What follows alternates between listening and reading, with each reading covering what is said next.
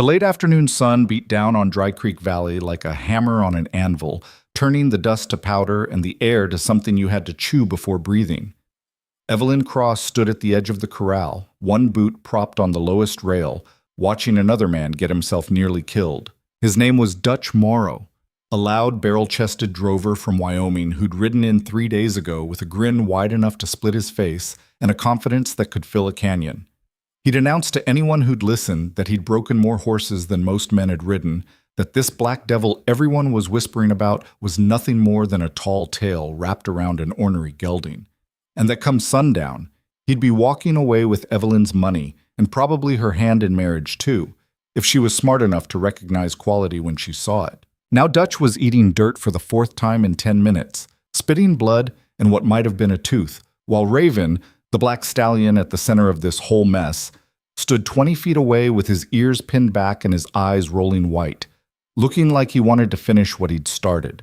"That's enough," Evelyn called out, her voice cutting through the murmur of the crowd that had gathered. Nearly 40 people lined the fence, ranch hands, townfolk, drifters, and gamblers who'd heard the story and come to see if it was true. "Get him out of there before that horse stomps him into paste." 2 of her hands, Jimmy Phelps and Carlos Reyes, climbed the fence and half-dragged, half-carried Dutch toward the gate. He was cursing the whole way, a stream of profanity creative enough to make the devil blush. But Evelyn noticed he wasn't fighting too hard to stay in that corral.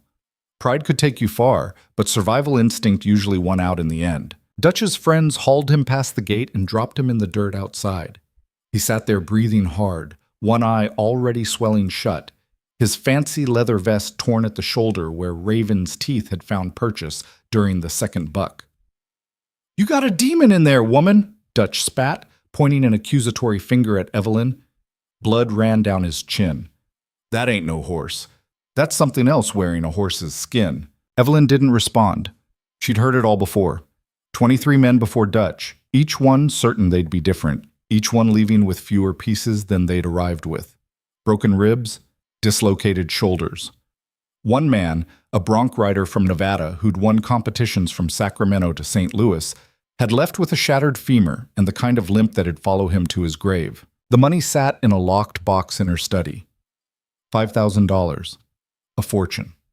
More than most of these men would see in 5 years of hard work. All they had to do was stay mounted on Raven for 10 minutes. No saddle required, though she allowed it. No rules about how you rode, what gear you used, what tricks you tried. Just 10 minutes, 600 seconds. Nobody had made it past 90.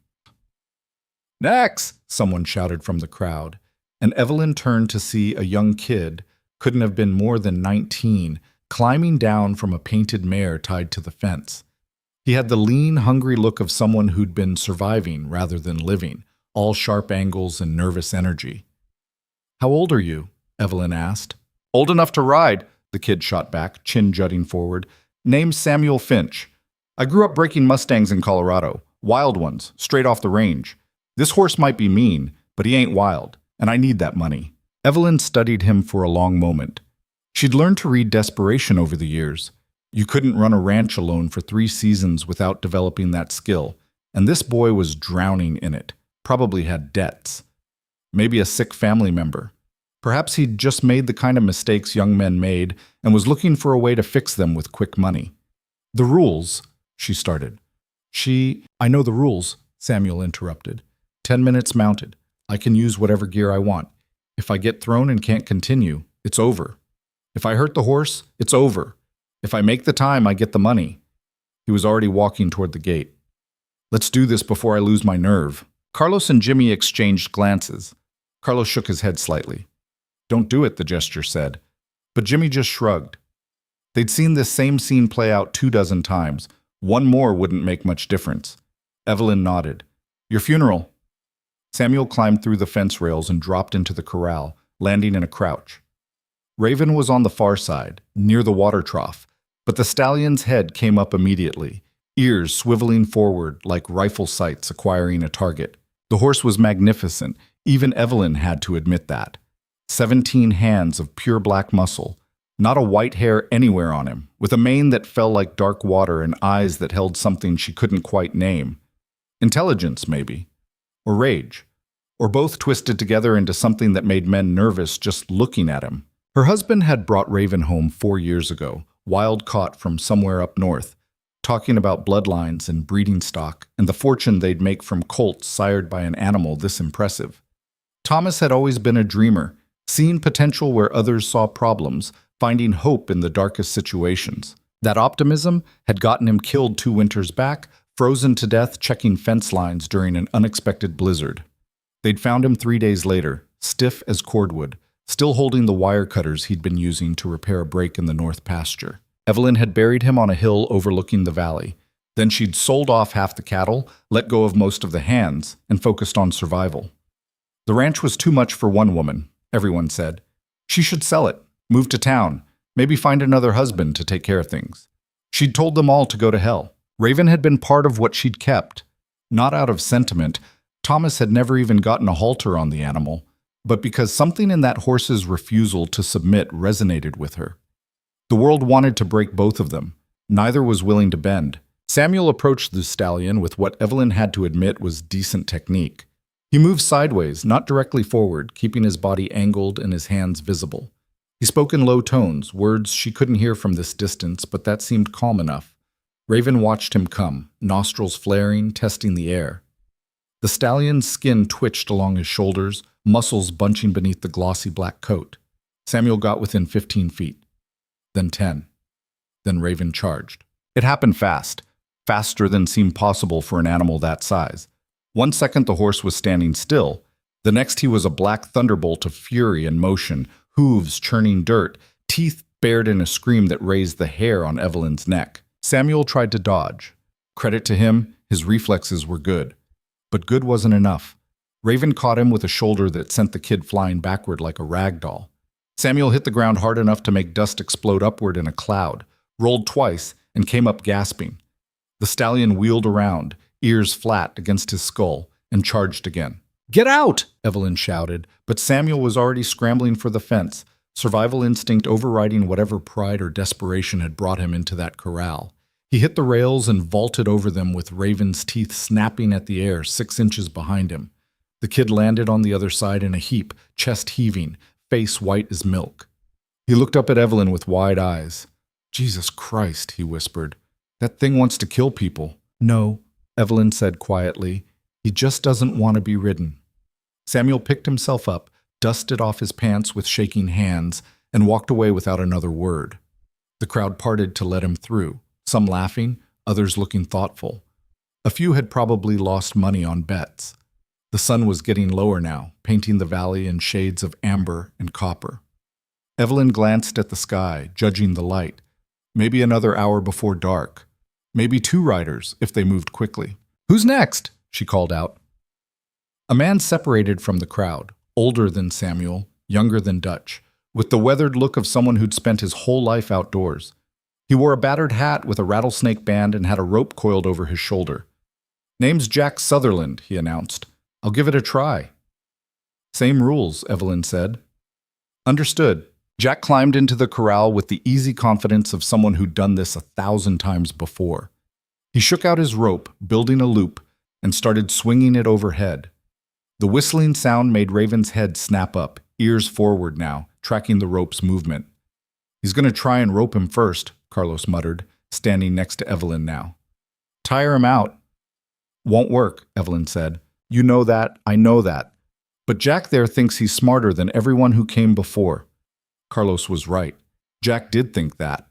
She could see it in the way he moved, the set of his shoulders, the calculating look in his eyes as he maneuvered for position. He waited until Raven moved toward the water trough again, then sent the loop flying. His aim was good. Excellent, actually. The rope settled around Raven's neck like it belonged there, and for half a heartbeat, Jack's face lit up with triumph. Then Raven exploded. The stallion reared up on his hind legs, front hooves pawing the air, and screamed, a sound of pure rage that echoed off the barn walls. He came down hard, spun in a complete circle, and before Jack could even think about setting his feet, the rope went taut and yanked the man off balance. What followed was ugly. Raven dragged Jack through the dirt like a child pulling a toy, slamming him into the fence rails, the water trough, anything solid enough to hurt. Jack had the sense to let go of the rope after the second impact, but by then the damage was done. He lay in the dirt clutching his ribs, the rope still around Raven's neck, the stallion standing over him with murder in his eyes. Jimmy and Carlos were through the fence before Evelyn could even shout. They grabbed Jack under the arms and hauled him out while Raven snapped at their heels, close enough that Jimmy's shirt tail got torn, a piece of fabric hanging from the horse's teeth like a trophy. They got Jack outside the corral and laid him down. He was conscious but glassy-eyed, breathing in short, painful gasps. Broken ribs for sure, maybe worse. "Get him to Doc Morrison," Evelyn ordered. "Tell the doc to send me the bill." She always paid the medical bills. It was part of the deal she'd made with herself when she started this whole thing. The men came of their own free will, knowing the risks, but she'd be damned if she'd let them suffer without help afterward. The crowd had gone quiet now, the earlier excitement bleeding away into something more somber. They'd come for entertainment, for spectacle, maybe hoping to see someone actually ride the devil horse. What they were getting was a glimpse of something darker, human ambition colliding with animal fury, and the animal winning every single time. "That's enough for today," Evelyn announced. "We're done." A few grumbles rose from the crowd, but nobody argued too hard. The sun was touching the horizon now anyway, painting the sky in shades of blood and fire. The light was wrong for this kind of work. People started drifting away, heading for the bunkhouse or the road, talking in low voices about what they'd seen. Evelyn stayed at the fence, watching Raven. The stallion stood in the center of the corral, sides heaving, the rope still dangling from his neck. He looked exhausted but unbroken, as magnificent and terrible as the first day Thomas had brought him home. "You think anyone can ride him?" Jimmy asked, coming to stand beside her. Carlos had gone with Jack to the doctor's, leaving just the two of them. "I don't know," Evelyn admitted. "Maybe. But not like this. Not with force. Not with tricks. Then why keep doing it? You could sell him, get a decent price, even unbroken. Some people would pay for bloodlines alone." Evelyn was quiet for a long moment, watching the way the dying light played across Raven's coat, turning the black to dark amber. "Thomas used to say that some things in this world aren't meant to be broken," she finally said. "That there's strength in knowing when to let go, when to accept that not everything bends to our will." She glanced at Jimmy. He never quite figured out how to apply that to himself, but maybe he was right about the horse. "So what are you looking for?" "I don't know," Evelyn said again, "but I'll know it when I see it." Jimmy nodded slowly like he understood even though he probably didn't, and headed for the barn to start evening chores. Evelyn stayed at the fence until full dark, until Raven was just a shadow moving in the corral, until the stars came out hard and bright overhead. Then she walked back to the house, climbed the steps to her porch, and sat in the rocking chair Thomas had built their first year together. The wood was smooth under her hands, worn by use and weather, and she could almost feel him in the grain of it, the way certain objects hold echoes of the people who made them. Tomorrow more men would come. They always did. Word had spread throughout the territory now, the widow with the impossible challenge, the fortune waiting for anyone brave or foolish enough to claim it. They came from Wyoming, Colorado, New Mexico, even as far as California.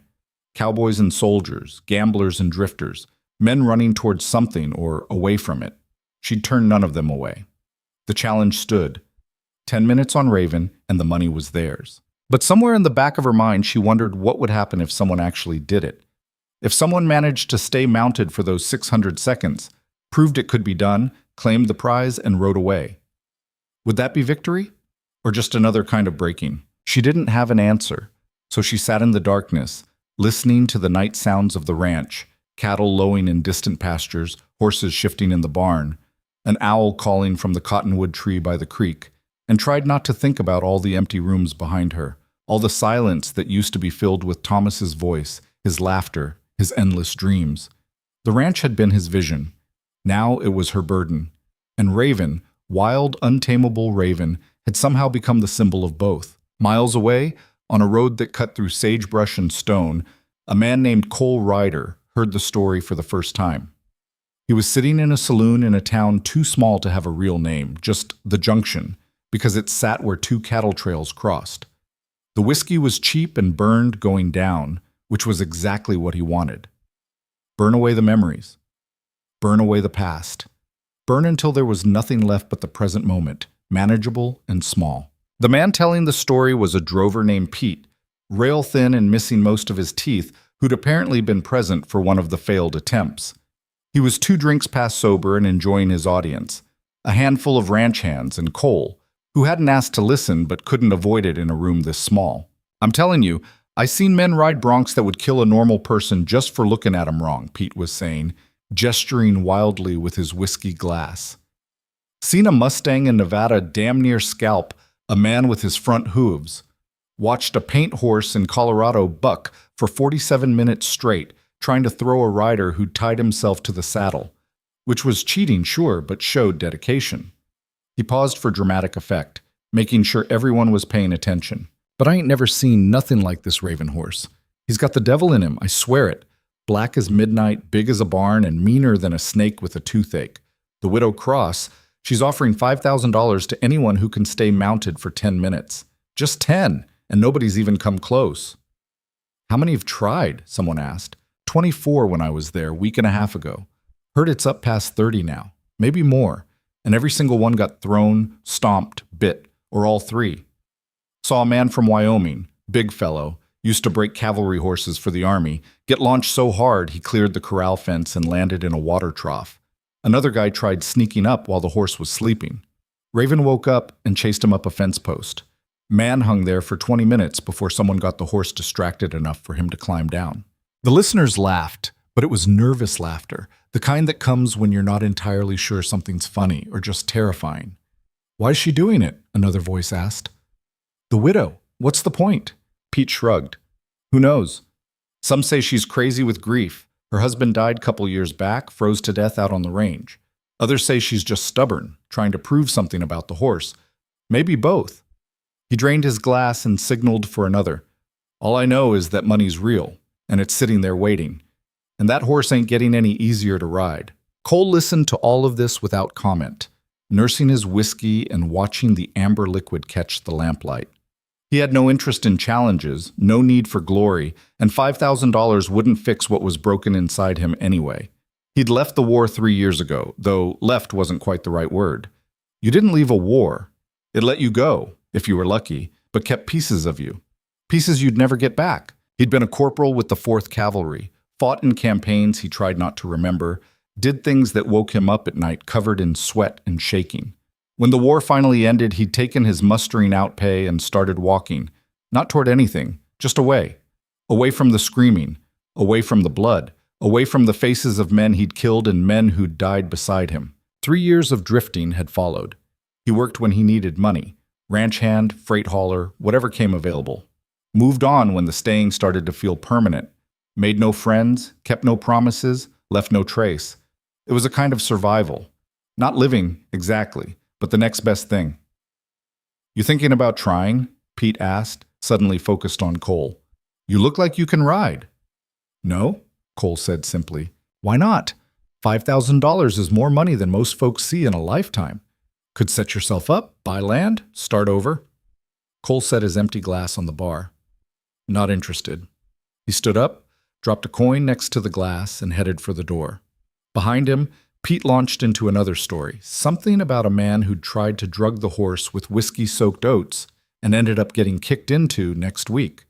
But Cole wasn't listening anymore. Outside, the night air was cold and clean, scrubbed by wind that came down from mountains he couldn't see but knew were there. His horse, a rangy buckskin mare named Dust, was tied to the hitching rail, patient as stone. He checked her hooves out of habit, ran a hand down her legs, checking for heat or swelling, then swung into the saddle. The road stretched out in both directions, pale in the moonlight. North would take him toward Wyoming, south toward New Mexico, east back toward settled country and all the complications that came with it, west deeper into territory that was still more empty than full. He sat there for a long moment, reins loose in his hands, while Dust shifted her weight and waited for a decision. Then, without quite knowing why, he turned her west, toward Dry Creek Valley, toward a widow and an untamable horse, toward something he couldn't name but felt pulling at him like a current beneath still water, drawing him forward into whatever came next. He told himself it was just direction, just movement, just one road as good as another. But somewhere deep down, in the place where truth lived beneath all the lies we tell ourselves, he knew better. Something was calling, and for the first time in 3 years, Cole Ryder was answering. The journey to Dry Creek Valley took Cole 4 days, though it could have been 3 if he'd pushed harder. He didn't push. There was no urgency in him anymore. Hadn't been since the war ended and left him hollow as a rotted tree still standing upright. Dust carried him through country that shifted from scrubland to rocky passes to high desert dotted with Joshua trees that looked like men frozen mid-prayer. They camped where water could be found, a creek bed that still had flow, a cattle tank some rancher had built and abandoned, once at a spring that bubbled up between rocks and tasted of minerals and earth. At night, Cole lay in his bedroll staring at stars so thick they looked like spilled salt, and tried not to think about why he was riding towards something instead of just away. The not thinking rarely worked. His mind circled the question like a dog worrying a bone. $5,000 meant nothing to him. He'd survived on less than $50 for months at a time, living off what he could hunt or the occasional day's wages from ranchers who needed an extra hand. Money was useful, but it wasn't why his chest tightened when Pete had told that story, wasn't why he'd turned dust west without deciding to. Maybe it was the horse. Something about an animal that refused to be broken resonated in a way Cole couldn't articulate. He'd seen too many things bent to the point of breaking during the war. Men, animals, even the land itself. And part of him wanted to believe that some things could resist that, could remain whole. Or maybe he was just tired of drifting, and this seemed like a destination, any destination, which was more than he'd had in 3 years. He reached Dry Creek Valley on a Thursday afternoon when the sun was a fist of white heat overhead and the valley shimmered with heat waves that made the distant buildings waver like mirages. The town itself, if you could call it that, was barely more than a wide spot in the road. General store, saloon, livery stable, a building that might have been a sheriff's office once but looked abandoned now. Maybe 30 buildings total, half of them empty. The Cross Ranch sat 3 miles outside town, up a dirt road that climbed gradually into foothills where cottonwood trees clustered near a creek and the grass ran green despite the season. Cole spotted the buildings from a mile away, main house, barn, bunkhouse, several corrals, all of it arranged with the practical efficiency of people who worked for living rather than show. He saw the crowd before he saw the horse. Maybe 20 people lined the fence of the largest corral, watching something Cole couldn't see from this angle. Their attention was fixed, bodies leaning forward, and even from a distance he could feel the tension in the air, that particular quality of anticipation that came before violence or revelation, or both. Cole dismounted and led Dust toward the scene, moving slow, not announcing himself. Old habits from the war: observe first, engage second, and never walk into a situation you didn't understand. As he got closer, he heard it, a sound that made the hair on his neck stand up despite the heat. A horse screaming. Not the whinny of greeting or the neigh of alarm, but a full-throated scream of rage and fury that didn't sound like it should come from an animal at all. Then he saw Raven.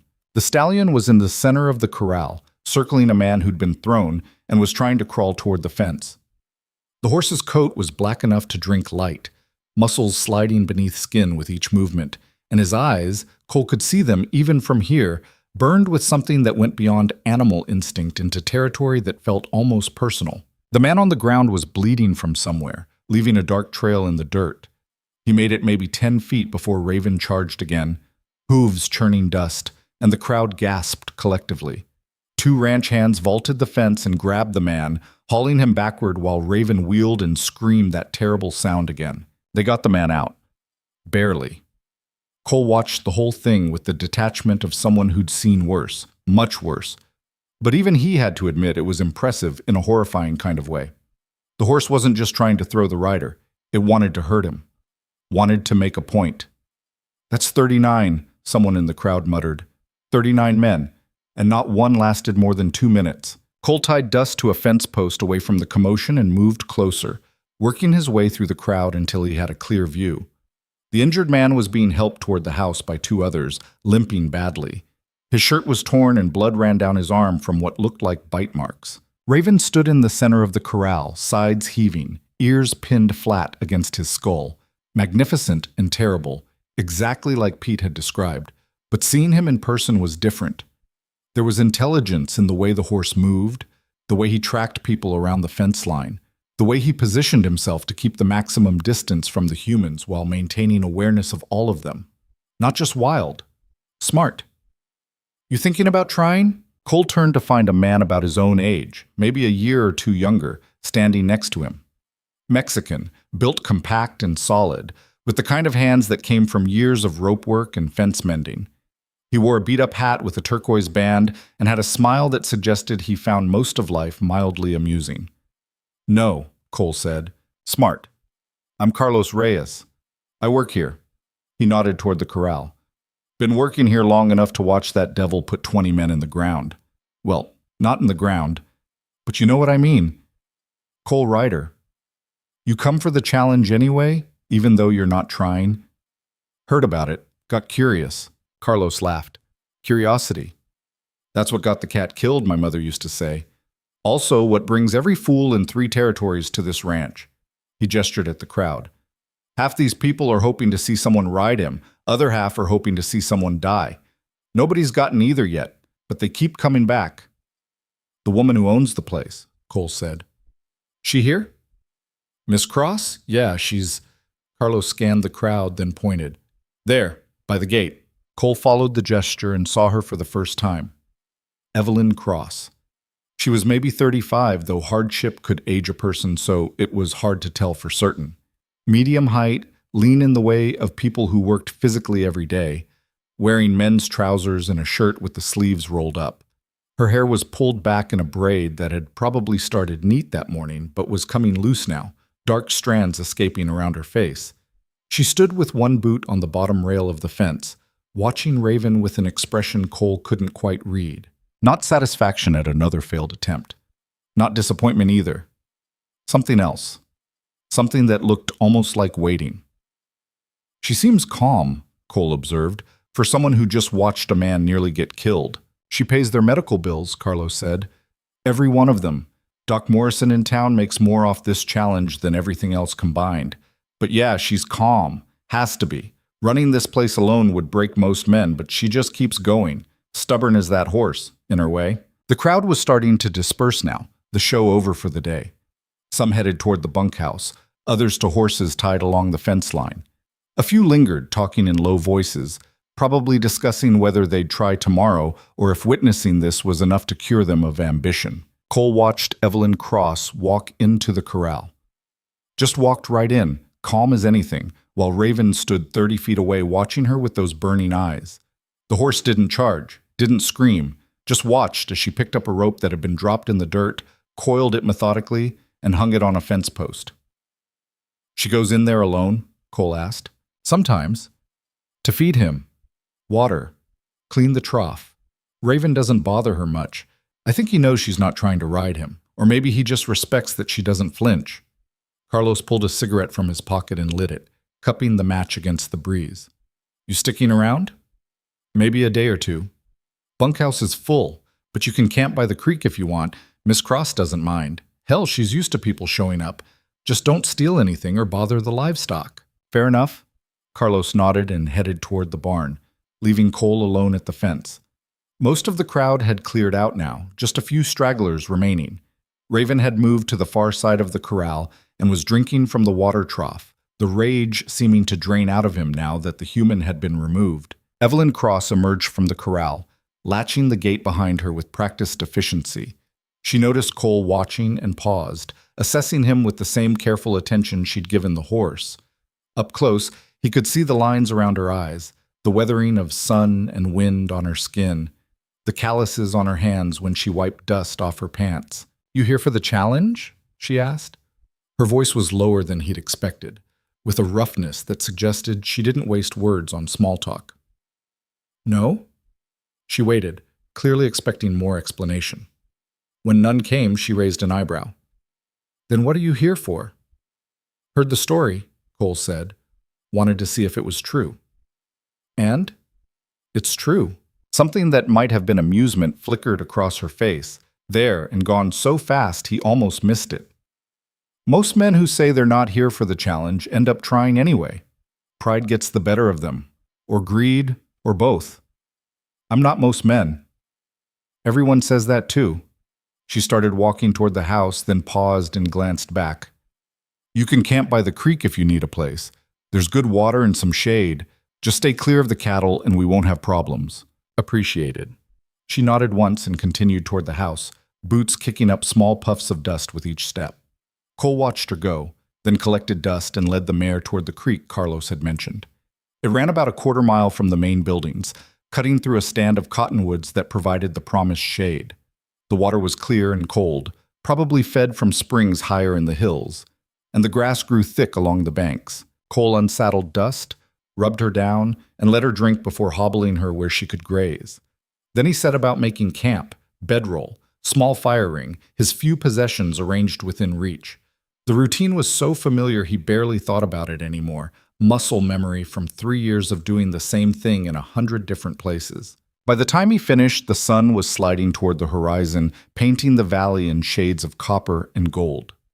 Cole sat with his back against a cottonwood and rolled a cigarette, watching the play of light on water and listening to the evening sounds of the ranch. Cattle lowing somewhere distant, horses moving in the barn, men's voices carrying from the bunkhouse, talking and laughing about the day's events. Normal sounds. Peaceful sounds. The kind he'd almost forgotten existed during the war when everything was screaming and gunfire and the wet sounds of men dying. He smoked his cigarette down to nothing and tried not to think about why being here felt different than all the other places he'd drifted through. Tried not to examine the feeling in his chest that might have been interest or might have been something closer to hope, which was dangerous because hope could hurt you worse than anything. The evening settled into night, stars appearing one by one until the sky was full of them, and Cole lay in his bedroll listening to the creek and thinking about a black horse that refused to be broken and a widow who seemed to be waiting for something she couldn't name.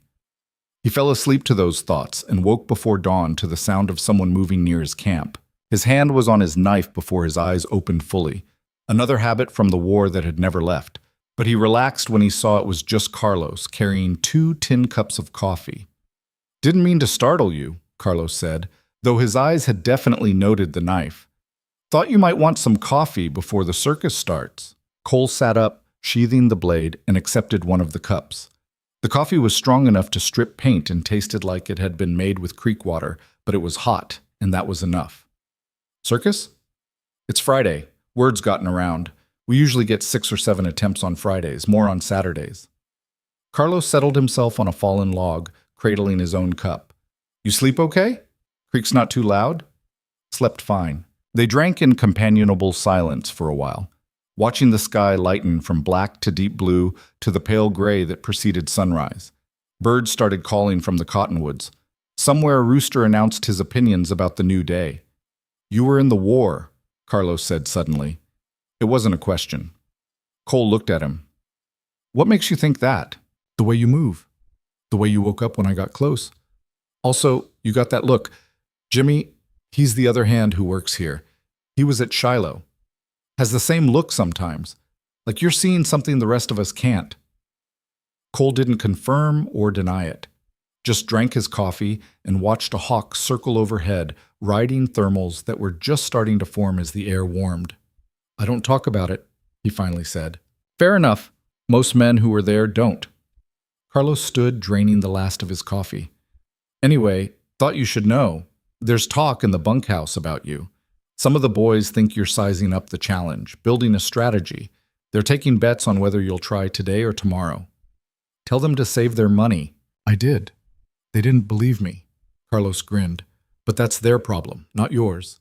Come up to the house around noon if you want lunch. Miss Cross always makes extra, and there's no point wasting food." He headed back toward the ranch buildings, leaving Cole alone with the dregs of his coffee and the rising sun.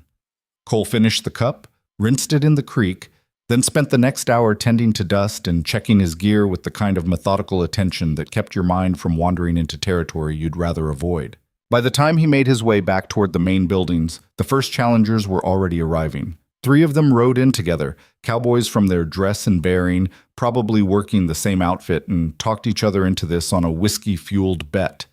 They tied their horses and swaggered toward the corral with the kind of confidence that came before experience knocked it out of you. Cole found a spot along the fence where he could watch without being in the way. The crowd was smaller than yesterday, maybe a dozen people, Most of them ranch hands or locals who'd seen this enough times that the novelty had worn off, but the spectacle still drew them. Evelyn Cross emerged from the house and walked toward the corral, moving with that same purposeful efficiency he'd noticed yesterday. She acknowledged the cowboys with a nod, explained the rules in a voice that carried without shouting, and opened the gate. The first cowboy lasted maybe 45 seconds. He came in with a rope and a saddle, thinking he'd get tack on Raven first and ride second, but the horse had other ideas. Raven let him get close enough to build confidence, then exploded sideways and caught the man with a kick that sent him spinning. The cowboy hit the dirt hard, saddle flying one direction and rope the other, and had the sense to stay down while Raven circled him like a shark. They dragged him out. The second cowboy tried a different approach. No gear at all, just his own skill and a prayer. He actually got his hands on Raven's mane, got one leg up, almost made it to a mounted position before the stallion bucked so hard the man went airborne. He landed outside the corral, clear over the fence, and lay there groaning while his friends laughed in the way men do when someone else's pain proves their own wisdom. The third cowboy took one look at what happened to his companions and declined to try. Smart. This pattern repeated throughout the morning. Men came, tried various strategies, ropes, saddles, bareback mounts, even one fool who tried to vault onto Raven's back from a standing position, and left bloodied or bruised or both. Evelyn watched each attempt with that same waiting expression, and after each failure she went into the corral alone to collect dropped gear and check on the horse. Cole watched her during one of these moments.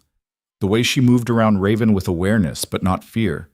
The horse tracked her movements but didn't charge, didn't scream, just watched with those intelligent eyes as she picked up a rope someone had left, coiled it, hung it on the fence. There was something there. Some understanding or arrangement between woman and animal that none of these challengers had figured out. They all came in trying to dominate, to prove something, to win. She just came in to be present, to share space, and the horse allowed it.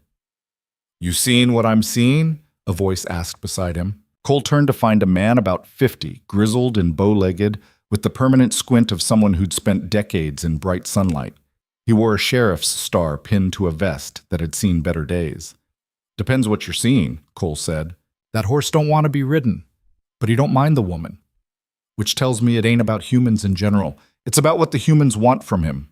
The sheriff spat tobacco juice into the dirt. "I'm Tom Hendricks, sheriff of this territory such as it is. You Cole Ryder?" Word travels fast. Small valley, not much happens. When someone new shows up and camps by the creek instead of trying for glory, people notice. Hendricks studied him with the kind of attention lawmen developed over years of assessing threats. "You running from anything I should know about?" "No." "Running toward anything?" "No." "Just passing through?"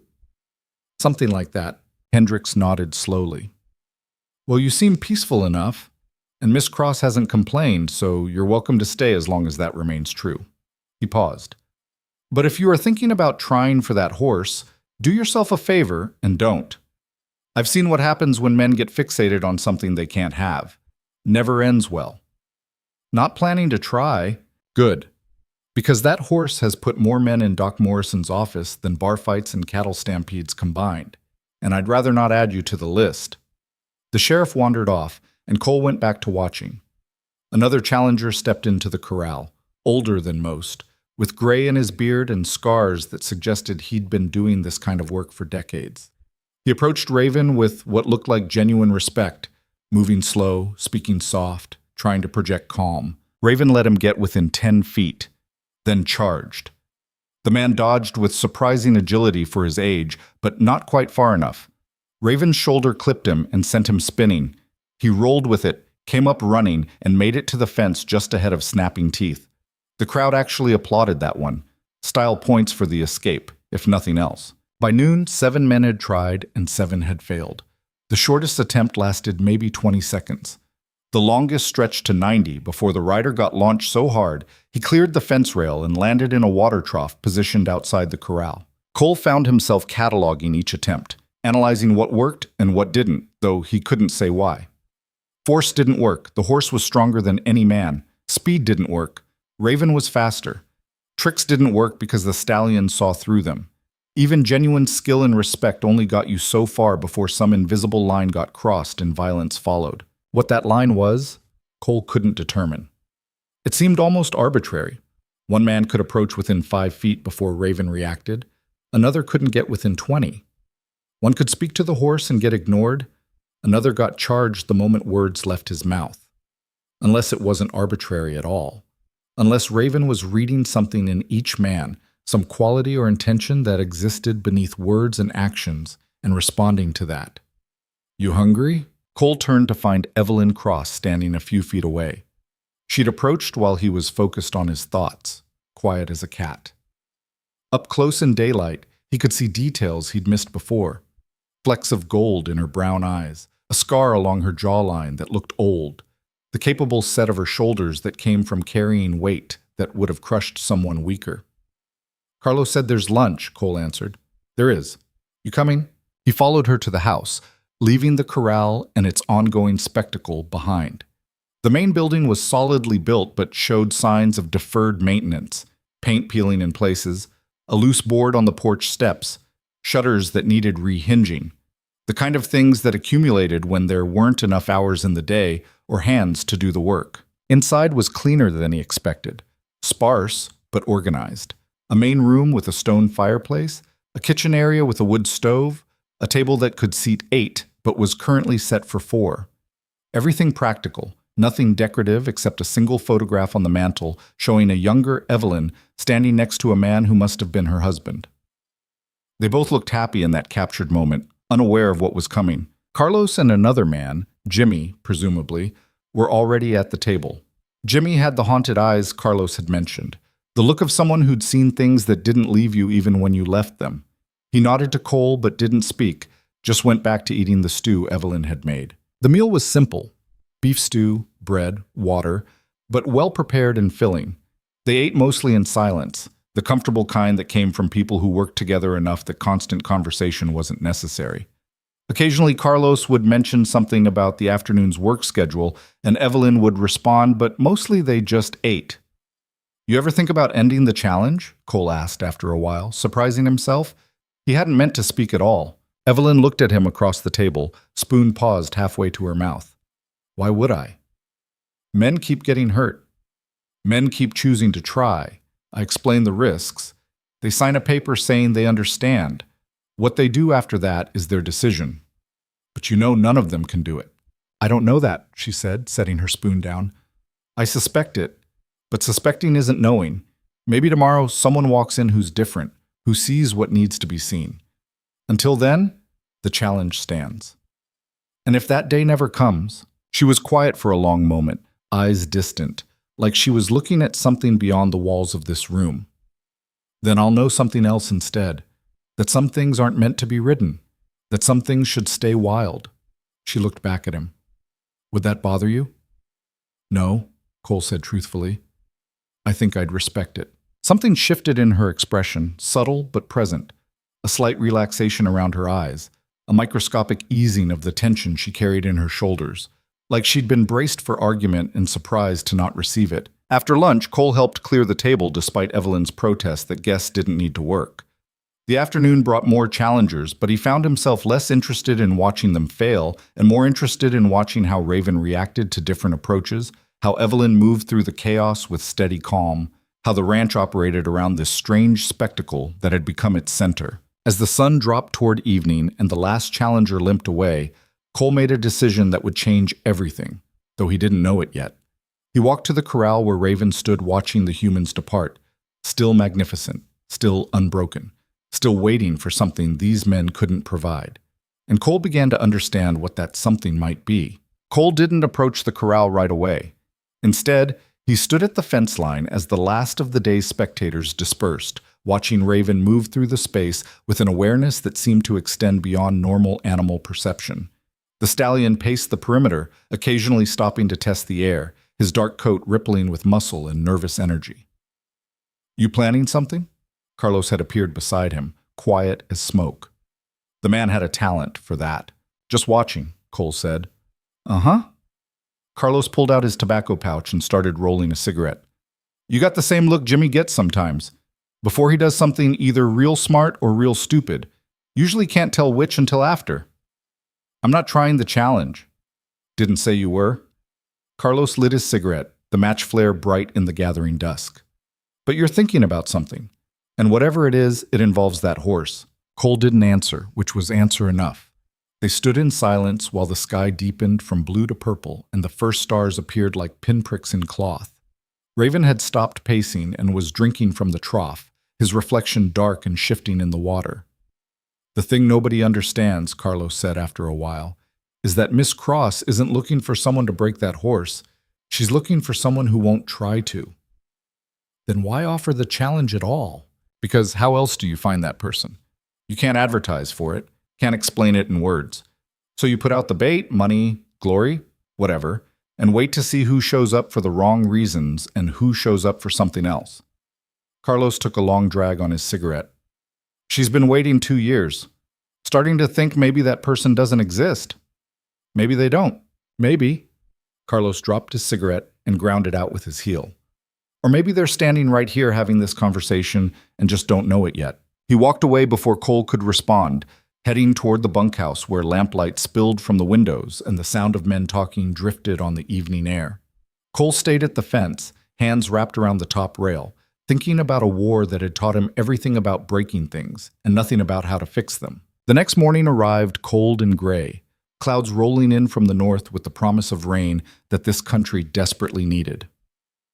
Cole woke to the smell of it in the air, that particular electric quality that preceded storms, and lay in his bedroll listening to the wind pick up in the cottonwoods. He thought about leaving, saddling dust and riding out before the rain came, before he got any more tangled in whatever was happening here.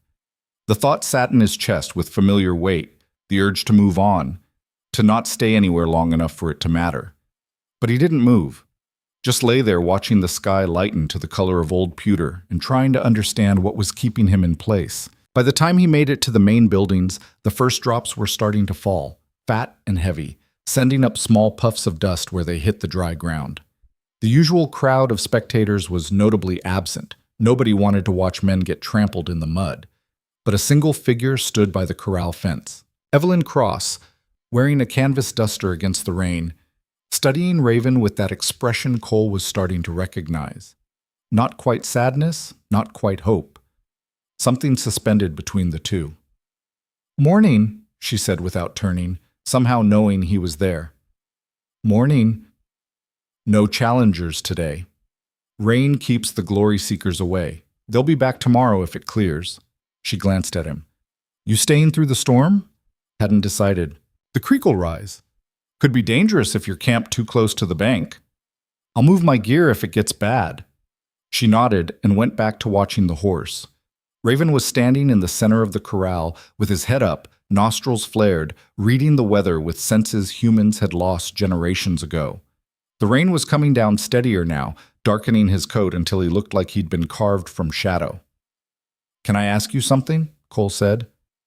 "You can ask. What happens if someone actually does it, rides him for 10 minutes, wins the money? Then what?" Evelyn was quiet for so long he thought she might not answer.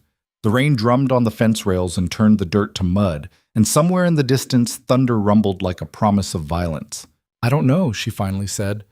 "I suppose I'd have to figure out if I was trying to prove the horse could be ridden, or prove that he couldn't, and which answer I actually wanted."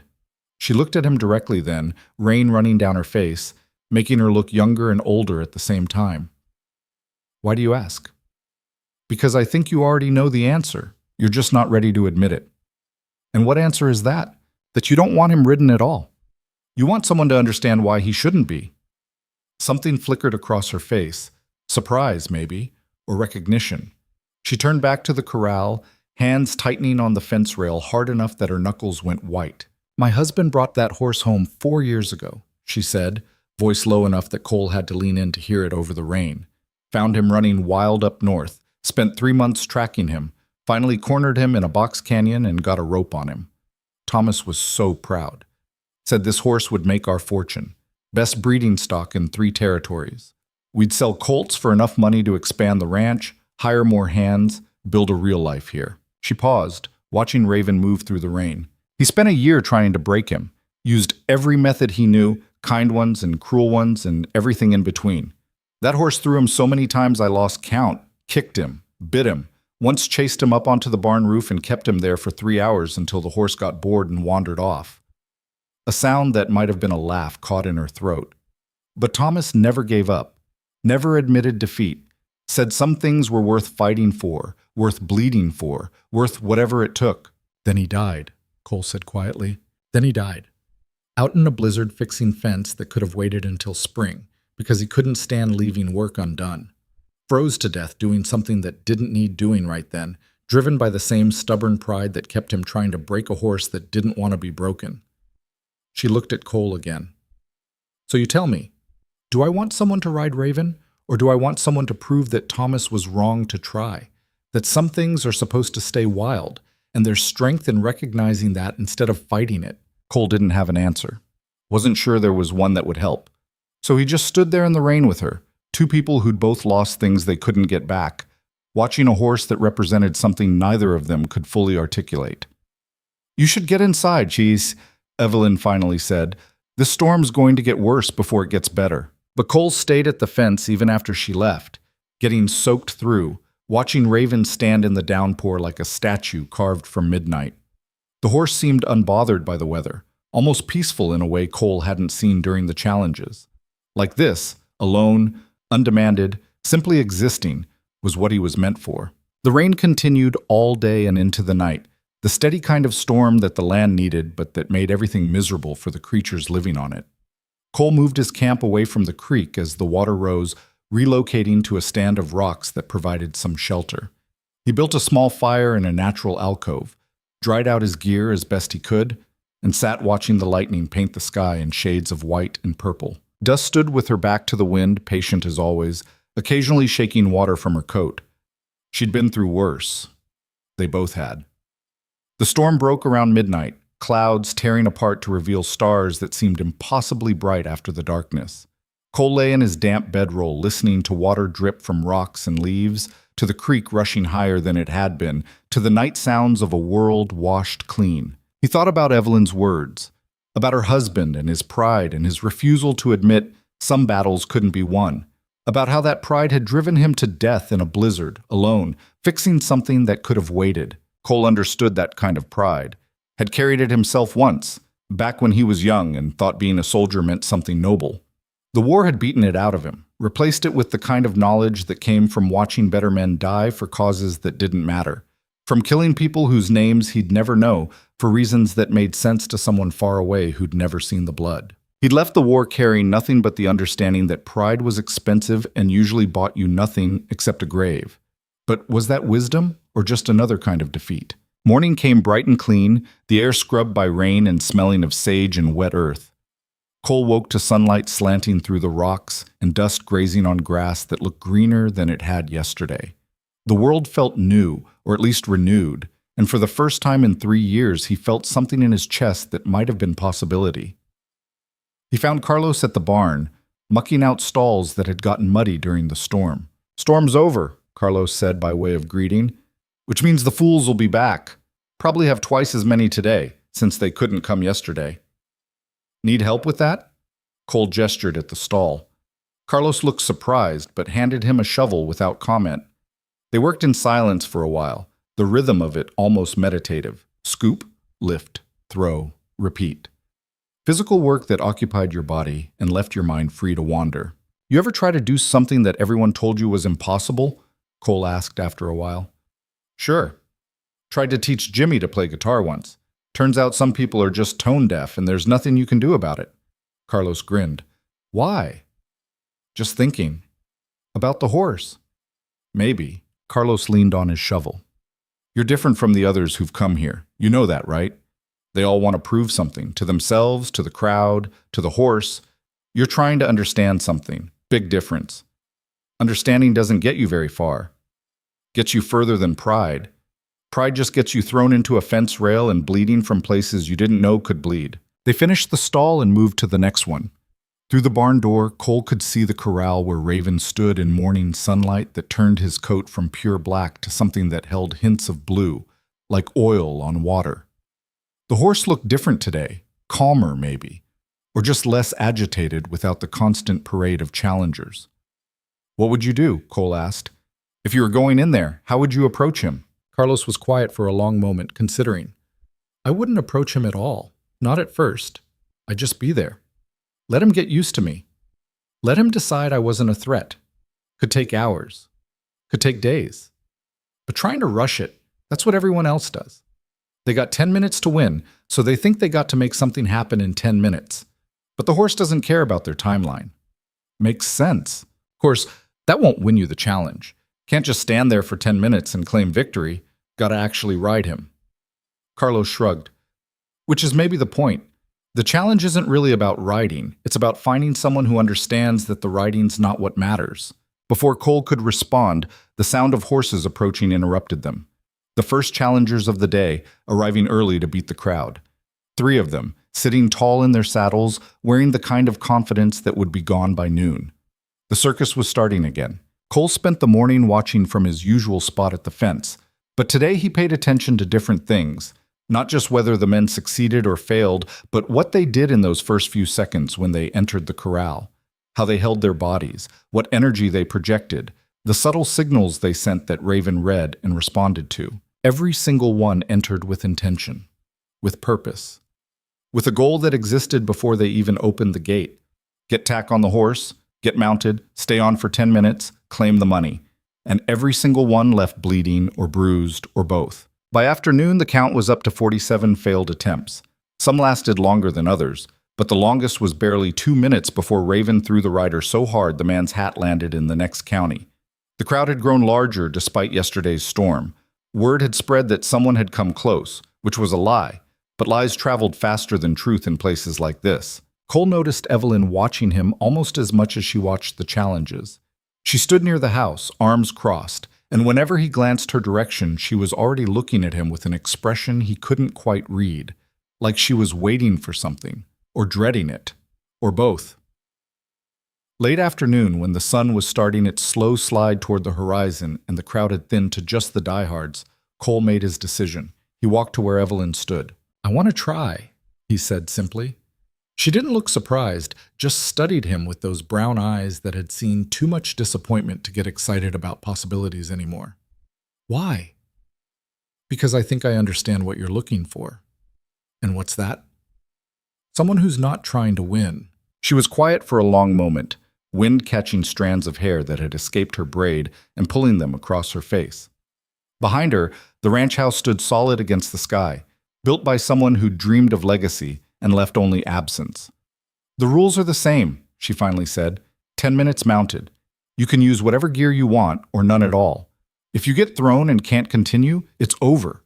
If you hurt the horse, I won't hurt the horse. Everyone says that. Then they get scared or angry or desperate and they forget. She looked at him hard. I'm serious about this. You hurt that animal and you'll answer to me personally, and I promise you won't enjoy it. Understood. She nodded slowly. When? Now, if that's all right, before I think about it too much and change my mind. Something that might have been respect flickered across her face. She turned and called out to the remaining spectators. We've got another challenger, last one for today. The crowd perked up, those who'd been drifting away returning to the fence. Cole could hear the murmur of conversation, the exchange of bets, the speculation about how long this one would last. Someone mentioned he'd been camping by the creek for days without trying, which made him either smart or a coward, depending on who you asked. Carlos appeared at his elbow.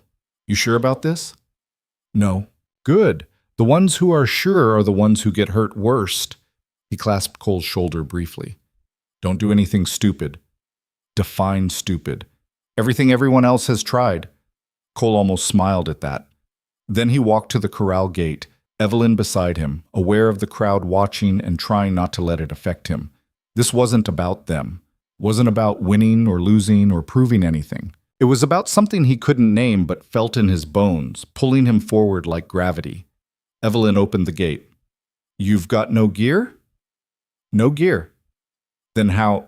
I'm not planning to ride him today. She paused, hand still on the gate latch. The challenge is 10 minutes mounted. I know, but that's not what this is about. Not yet. Understanding dawned in her eyes, followed by something that looked almost like relief. She stepped back. Then do what you need to do. Cole entered the corral, and Evelyn closed the gate behind him with a sound of wood on metal that seemed too loud in the sudden quiet. The crowd had gone silent, watching, waiting for the violence that always came. Raven stood 40 feet away, near the water trough, head up and ears forward. Alert, but not yet aggressive. Cole could feel the horse's attention on him like physical weight, assessing, measuring, deciding how much of a threat this human represented. Cole didn't approach, didn't move toward the horse at all. Instead, he walked to the fence on the opposite side of the corral and sat down in the dirt, back against the rails, as casual as if he were resting under a tree on a summer afternoon. A murmur ran through the crowd. Confusion. Disappointment. What was this fool doing? Raven's ears swiveled, tracking Cole's movement, but the horse didn't charge. Just watched this strange human who'd entered the corral and then immediately stopped being a threat by removing himself from the equation. Minutes passed. 5, 10, 15. Is he even going to try? Someone in the crowd called out. This is boring, another voice complained. Give him time, Evelyn said, quiet but firm. He's got as long as he needs. Cole sat perfectly still, breathing slowly, letting his body relax into the earth beneath him. This was something he'd learned during the war, in those rare quiet moments between battles when staying alert would drive you mad and sleep wouldn't come. You found a middle space, present but not demanding, aware but not tense. You just existed, taking up your small piece of the world and asking nothing from it. Raven took a step toward him, then another. Not charging, just moving with the kind of curiosity animals have when something doesn't behave the way they expect. Cole didn't react, didn't look directly at the horse, just kept his gaze soft and unfocused, watching without watching, aware without staring. The stallion came closer, 20 feet now, then 15. The crowd had gone completely silent. Even the wind seemed to have stilled, holding its breath. 10 feet! Raven stopped, head lowered slightly, testing the air. Cole could hear the horse breathing, could smell the clean animal scent of him, could feel the power coiled in that body like a spring wound tight. Still, he didn't move. 5 more minutes passed. Maybe 10. Time had stopped meaning anything specific, just existed as a thing that happened while other things happened within it. Raven took another step, close enough now that if he wanted to strike, Cole would have no time to react. Close enough that one kick from those hooves would end this in a way that couldn't be undone. Cole kept breathing, kept existing, kept taking up his small piece of space and asking nothing. The horse lowered his head and sniffed at Cole's boot. A long, thorough investigation, then moved to his leg, his side, his shoulder.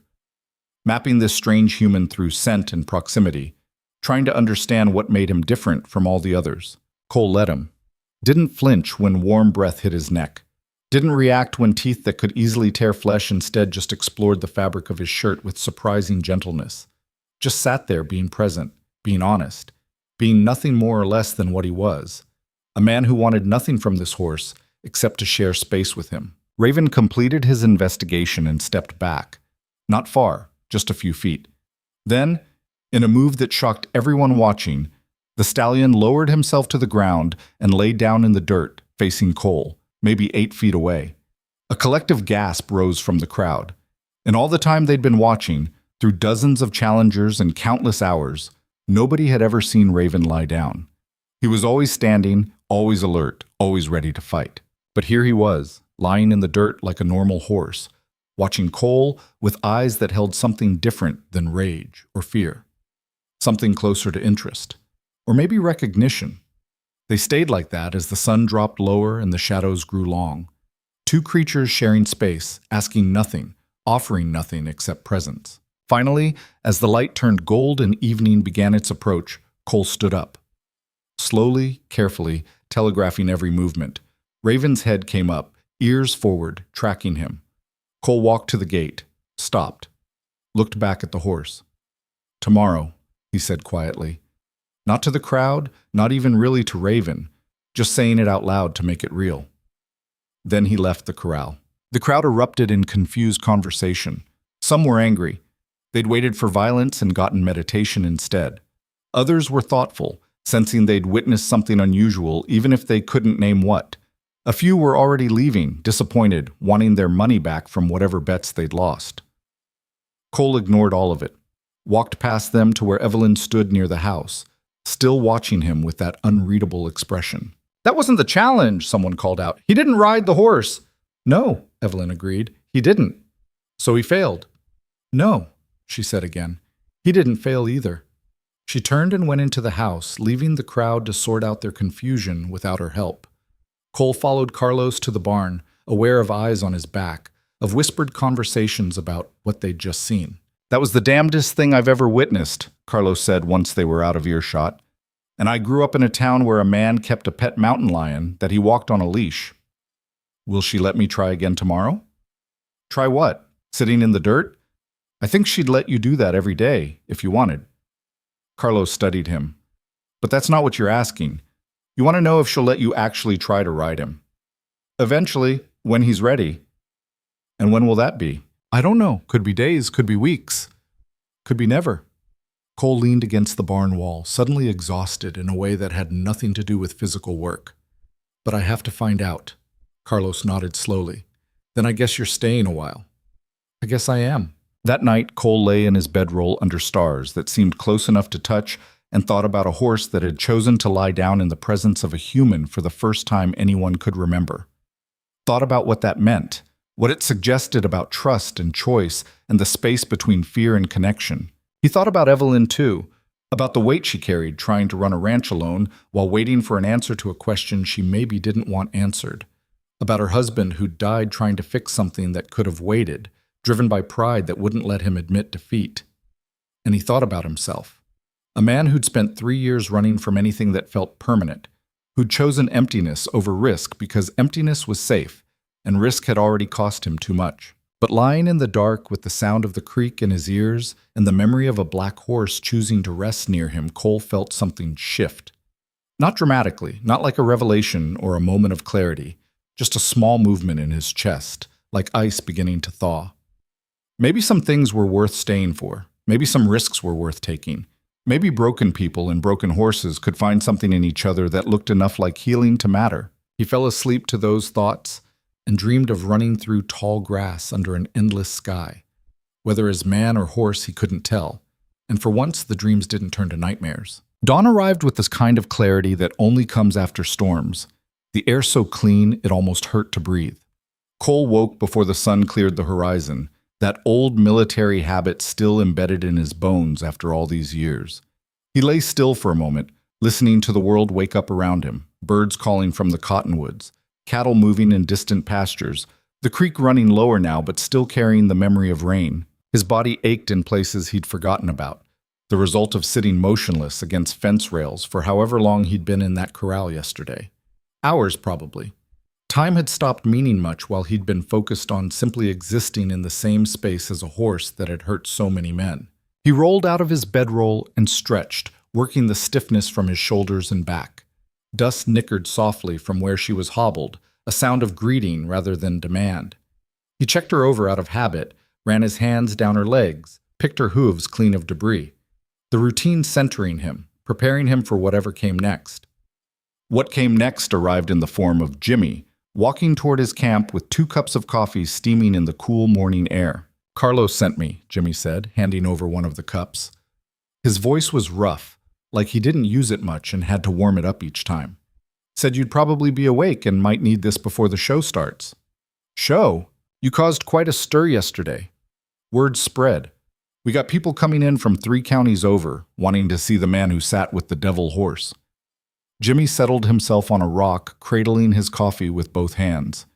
"Some think you're crazy. Others think you're running a con. Few think you might actually be onto something. What do you think?" Jimmy was quiet for a while, staring into his cup like it held answers he'd been searching for. When he finally spoke, his voice was even rougher than before. "I think sometimes the bravest thing a man can do is nothing at all. Just be still when everything in him wants to run or fight or prove something." He looked up, eyes meeting Cole's. "I think you did something yesterday that most men can't do. You stopped trying to win." Cole drank his coffee and didn't respond. There wasn't much to say to that kind of honesty, except to honor it with silence. They finished their coffee as the sun climbed higher, painting the valley in shades of amber and gold. By the time they walked back to the main buildings, a crowd had already gathered, bigger than any Cole had seen so far. Maybe 50 people lined the fence, talking in excited voices about what they'd heard, what they expected to see, placing bets on outcomes they couldn't possibly predict. Evelyn stood near this corral gate, arms crossed, looking less than pleased about the turnout. She caught sight of Cole and walked over, jaw set in a way that suggested she'd been dealing with foolishness all morning and was about done with it. "Half these people think you're going to perform some kind of miracle today," she said without preamble. "The other half think yesterday was luck, and you're about to get yourself killed.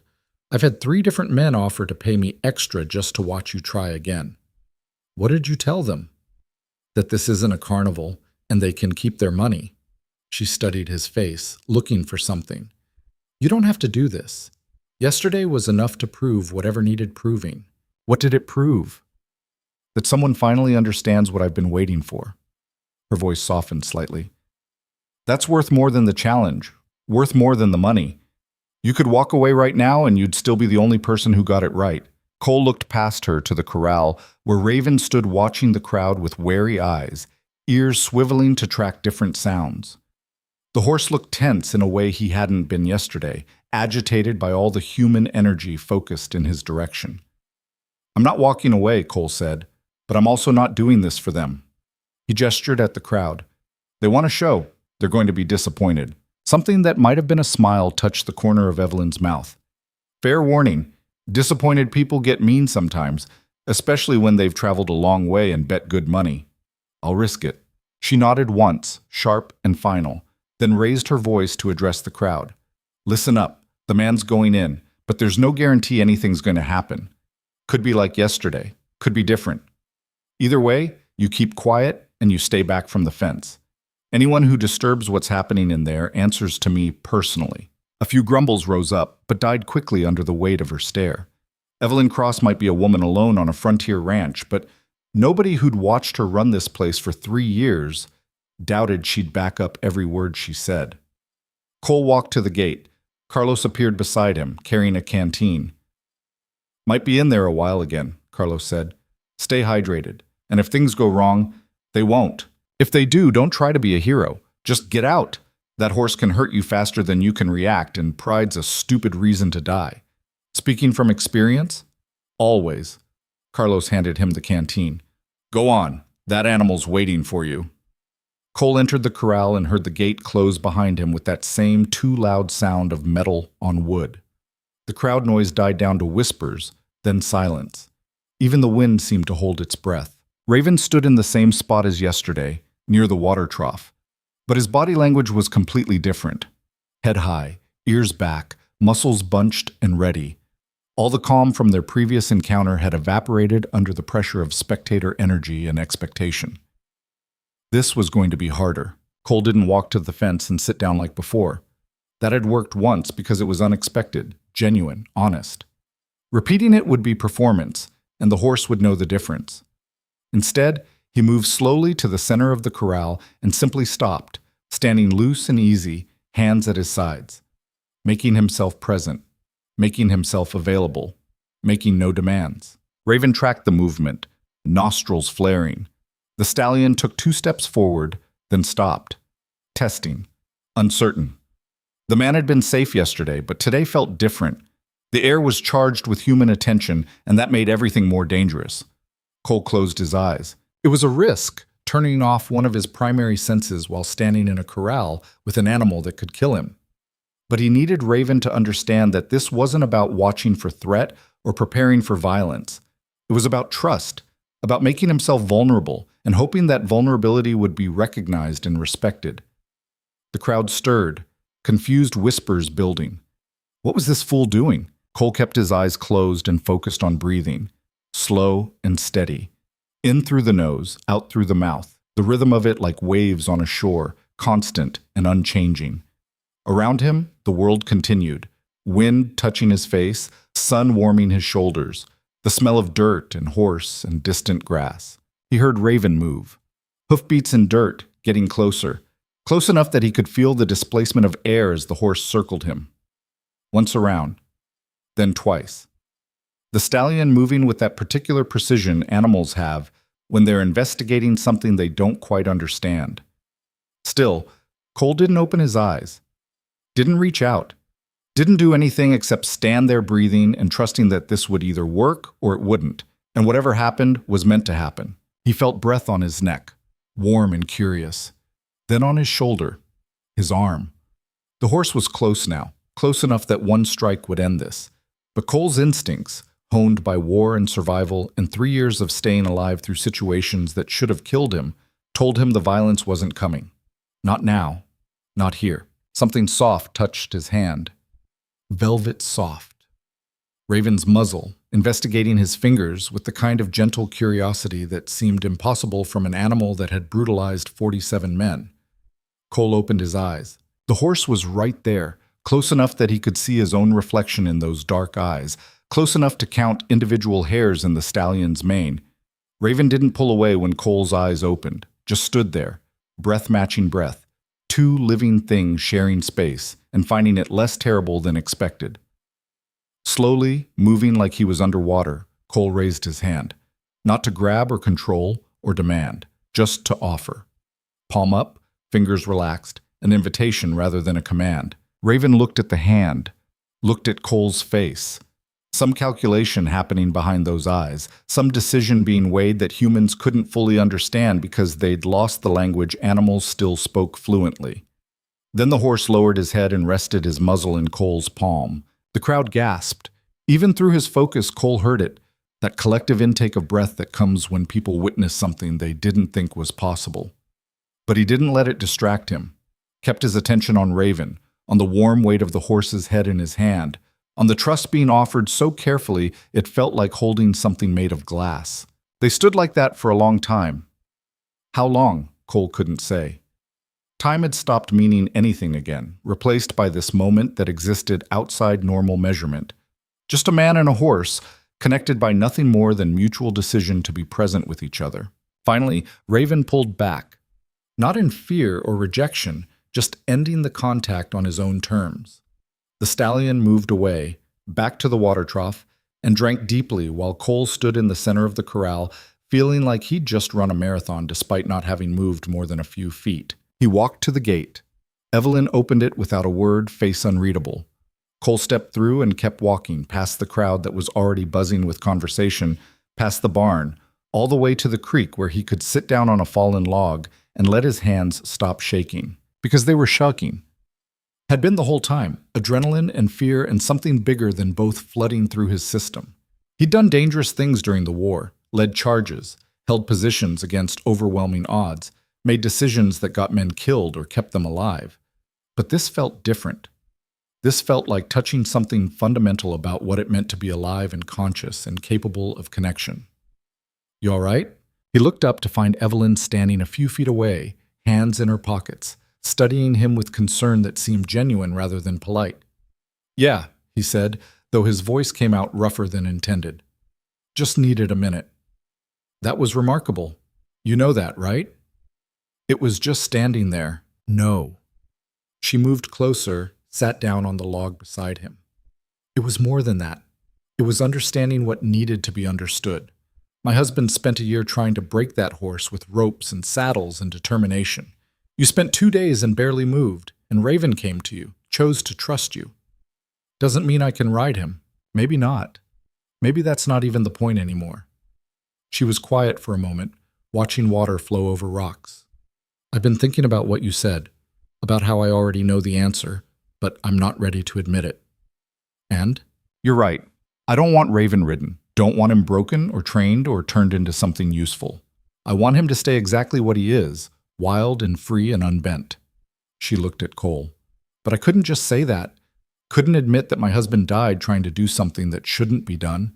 That his whole approach was wrong from the start. So I created this challenge, this impossible task, hoping someone would prove it was impossible. Hoping someone would show me that strength isn't about breaking things. It's about knowing when to leave them whole. And now? Now I think I can stop waiting for permission to believe what I already know. She stood up, brushing dirt from her pants. The challenge is over, Cole. You didn't ride him for 10 minutes, but you did something more important. You showed me what I needed to see. What about the money? She laughed, but it was a sad sound. Keep it. Use it to start somewhere new. Buy land. Build something. You've earned it more than anyone who actually tried to ride him. I don't want the money. Then what do you want? It was a good question. One Cole had been avoiding asking himself because he wasn't sure he'd like the answer. He looked at the ranch buildings visible through the trees, solid and permanent in a way that terrified him. Looked at the creek flowing past, going somewhere but always staying here at the same time. Looked at Evelyn, standing in morning sunlight with the weight of the world on her shoulders and still standing upright. I don't know yet, he admitted, but I think I'd like to figure it out here, if that's all right with you. Something shifted in her expression. Surprise, maybe? Or hope? Or just the small relief of not being alone for a while. I could use another hand around here, she said carefully. Pays not much. Room and board mostly, but the work's honest and there's always more of it than we can handle. I've done ranch work before. Then you're hired, assuming you can handle Carlos's cooking and Jimmy's silences and my general stubborn nature. I think I can manage. They walked back to the main buildings together, not talking, just being companionably present. The crowd had mostly dispersed, disappointed or satisfied or confused depending on their expectations. A few lingered, asking Carlos questions about what they'd witnessed, whether the challenge was really over, what it meant that someone had finally succeeded without technically succeeding. Carlos just shrugged and told them to ask Miss Cross, knowing full well she wouldn't explain anything to anyone because some things didn't need explaining. The days that followed settled into a rhythm that felt both foreign and comfortable to Cole. He woke before dawn, helped with morning chores, worked whatever needed working, fence repair, cattle checks, barn maintenance, the endless list of tasks that kept a ranch functioning. The work was hard but honest, using his body in ways that felt productive rather than destructive. Jimmy taught him the particular quirks of this ranch, which fence sections needed replacing before winter, where the cattle liked to congregate when storms came through, how to read the creek levels to predict flooding. The older man didn't talk much, but what he said mattered, stripped of unnecessary words until only truth remained. Carlos provided the balance, talking enough for both of them, telling stories about growing up in a town where nothing ever happened except the one time everything happened, explaining the politics of the valley and who was feuding with who and why it all mattered less than people thought. And Evelyn ran it all with quiet competence, making decisions that needed making, handling problems that arose, keeping the whole operation moving forward through sheer determination and refusal to quit. Cole watched her work and understood why the ranch hadn't failed despite being too much for one person. She simply wouldn't let it. He visited Raven every day, not to try riding him, not to push for progress, just to be present. Sometimes he sat in the corral while the horse grazed. Sometimes he stood and talked about nothing important, the weather, the work he'd done that day, thoughts that surfaced and needed speaking even if nobody was really listening. Sometimes he just existed in the same space, both of them content to share air and sunlight and the simple fact of being alive. Gradually, Raven's tolerance shifted into something closer to acceptance. The horse would approach now, curious about what Cole was doing, investigating his pockets for treats that weren't there, occasionally resting his head on Cole's shoulder in a gesture that felt almost affectionate. 2 weeks passed this way, then 3. The crowd stopped coming once word spread that the challenge was over and nothing dramatic was going to happen. Life at the ranch returned to its normal rhythm of work and survival, and small moments of peace between hardships. One evening, Cole was repairing a section of fence near the north pasture when Evelyn rode up on her mare, a solid bay named Copper, who'd been with her since before her husband died. "Need help?" she asked, swinging down from the saddle. "Wouldn't turn it down." They worked together in the fading light, replacing rotted posts and restringing wire. The job went faster with 2 people, but Cole suspected she'd come out here for reasons beyond efficiency. She'd been doing this work alone for years. She knew how to handle it. "You're good at this," she said after a while, testing the tension on a wire strand. "Ranch work. You've definitely done it before. Grew up on a farm in Missouri. Small operation, nothing like this, but big enough to teach the basics." He hammered a staple into place. "Left when I was 17 to join up. Thought I'd see the world, do something important." "And did you?" "Saw parts of the world I wish I hadn't. Did things that seemed important at the time, but probably weren't." He moved to the next post. "Lost the farm while I was gone. Parents couldn't keep it running without help, sold it to pay debts. Came back after the war and found strangers living in the house I grew up in. That why you've been drifting? Part of it. The other part is that drifting's easier than staying. Staying means getting attached. Getting attached means having something to lose again. Evelyn was quiet for a moment, hands still on the wire. I understand that. After Thomas died, I thought about selling this place, starting over somewhere new where nothing reminded me of him, where I could just exist without the weight of what was and what should have been. Why didn't you? Because running away doesn't actually solve anything. The weight comes with you. So I figured if I was going to carry it anyway, might as well carry it here, where at least the work means something. They finished the fence as full dark settled in, working by feel and familiarity in the last of the twilight. When the final wire was secured, they stood back and looked at their work. Solid and straight. Something that would hold through winter and keep the cattle where they belonged. Thank you, Evelyn said, for staying, for helping, for not being another person who tried to fix things by breaking them first. I'm not fixed, Cole said. Just so we're clear. I'm still carrying plenty of weight I don't know what to do with. I know, but you're carrying it here. That's enough. They rode back to the ranch in comfortable silence, arriving to find Carlos had made dinner, some kind of stew that was mostly edible if you didn't think too hard about what was in it. They ate together at the long table, the four of them, passing bread and talking about tomorrow's work and whether the weather would hold. It felt almost like family, or what Cole imagined family felt like for people who hadn't lost theirs to time and distance and decisions that couldn't be undone. After dinner, he walked out to check on Dust one last time before bed. The mare was content in her corral, hip-shot and drowsing, living her best life now that she wasn't walking endless miles toward nowhere in particular. Raven was visible in the adjacent corral, a shadow in shadows, standing alert despite the hour. Cole detoured over, leaning on the fence rail. "Hey there," he said quietly. "You doing all right?" The horse's ears swiveled toward his voice, but Raven didn't approach, just stood there acknowledging the greeting in his own way. "I've been thinking," Cole continued, speaking more to himself than the horse, "about what comes next, about whether it's possible to build something new when everything you've built before turned to dust, about whether someone like me deserves a second chance at having a life instead of just surviving." Raven moved closer, stopping at the fence rail across from where Cole stood, close enough to touch if either of them reached out. "I think I want to try," Cole said. "Want to stay here and work and maybe figure out what it means to be part of something again. But I'm scared. Terrified, actually, because everything I've ever been part of ended badly, and I don't know if I can survive that again." The horse just listened, dark eyes reflecting starlight, patient in the way animals are when humans need to work through things out loud. But I guess being scared isn't a good enough reason to run anymore. And this place? Cole looked back at the ranch house where lamplight spilled from windows, where people he was starting to care about were finishing evening chores and settling in for the night. This place feels like it might be worth the risk.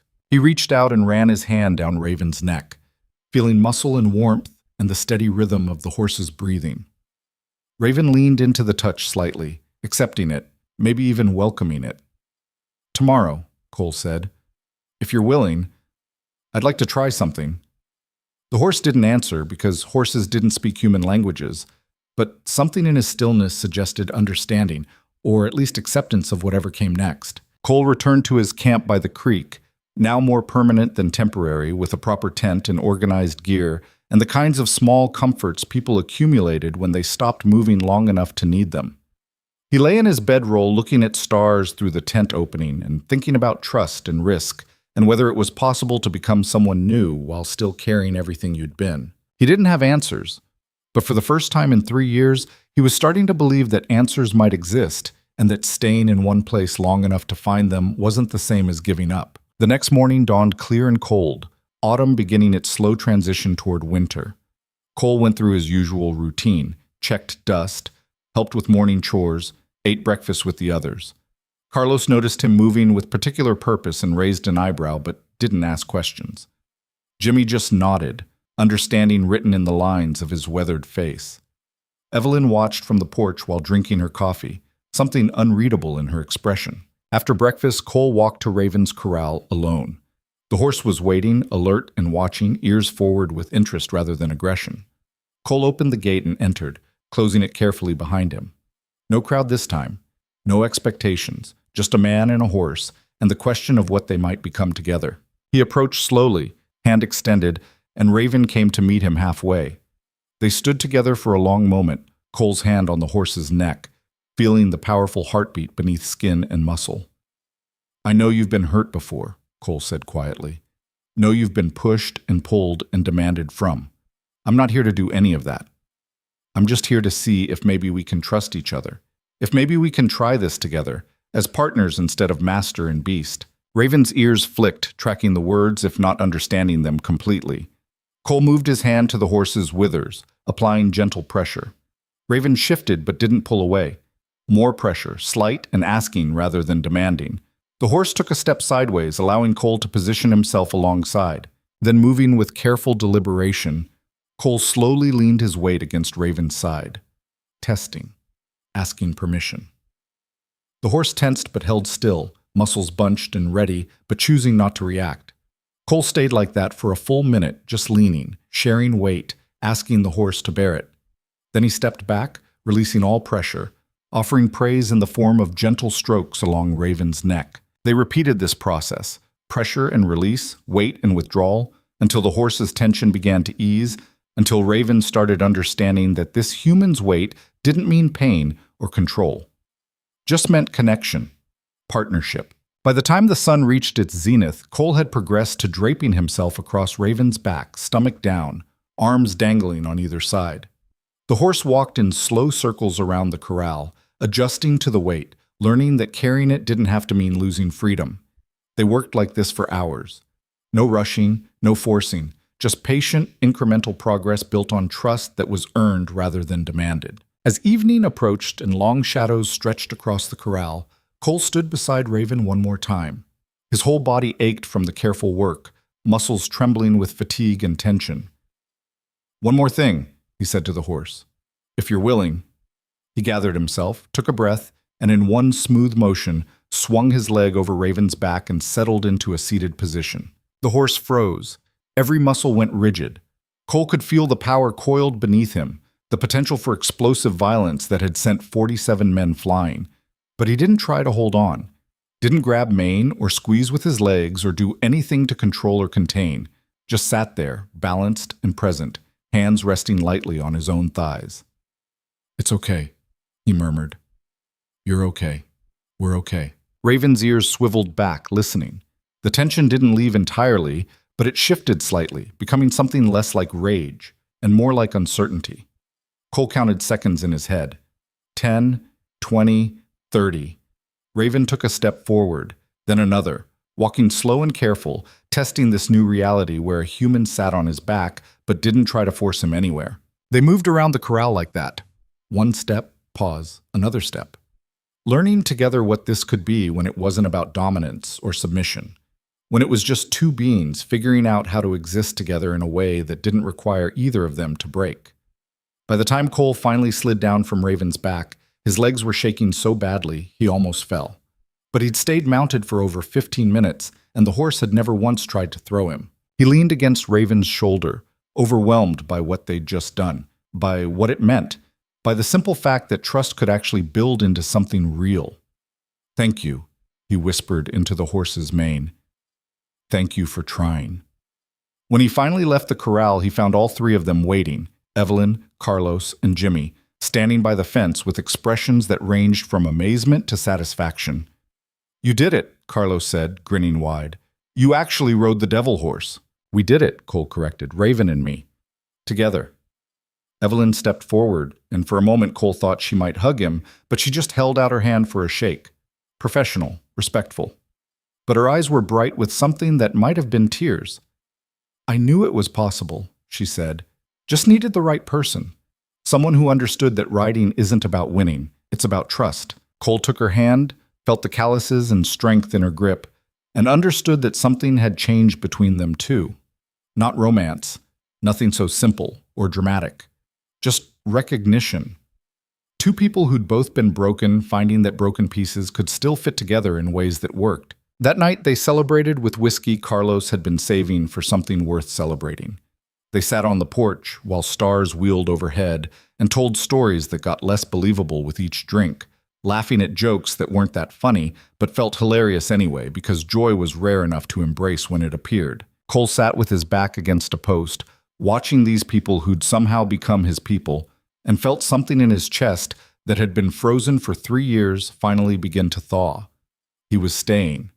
Not just for a while, really staying, building something instead of running, taking the risk that it might all fall apart because the alternative, endless drifting, had stopped being survival and started being just another kind of death. Tomorrow would bring more work, more challenges, more opportunities to fail or succeed or land somewhere in between.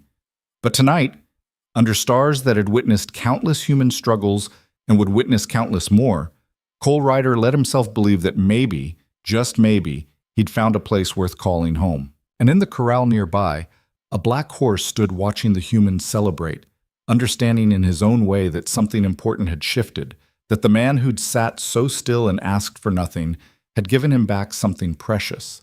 The choice to trust, the freedom to connect, the knowledge that wildness and partnership weren't opposites, but could exist together in the same powerful heart. The weeks that followed weren't easy, though Cole had stopped expecting easy a long time ago.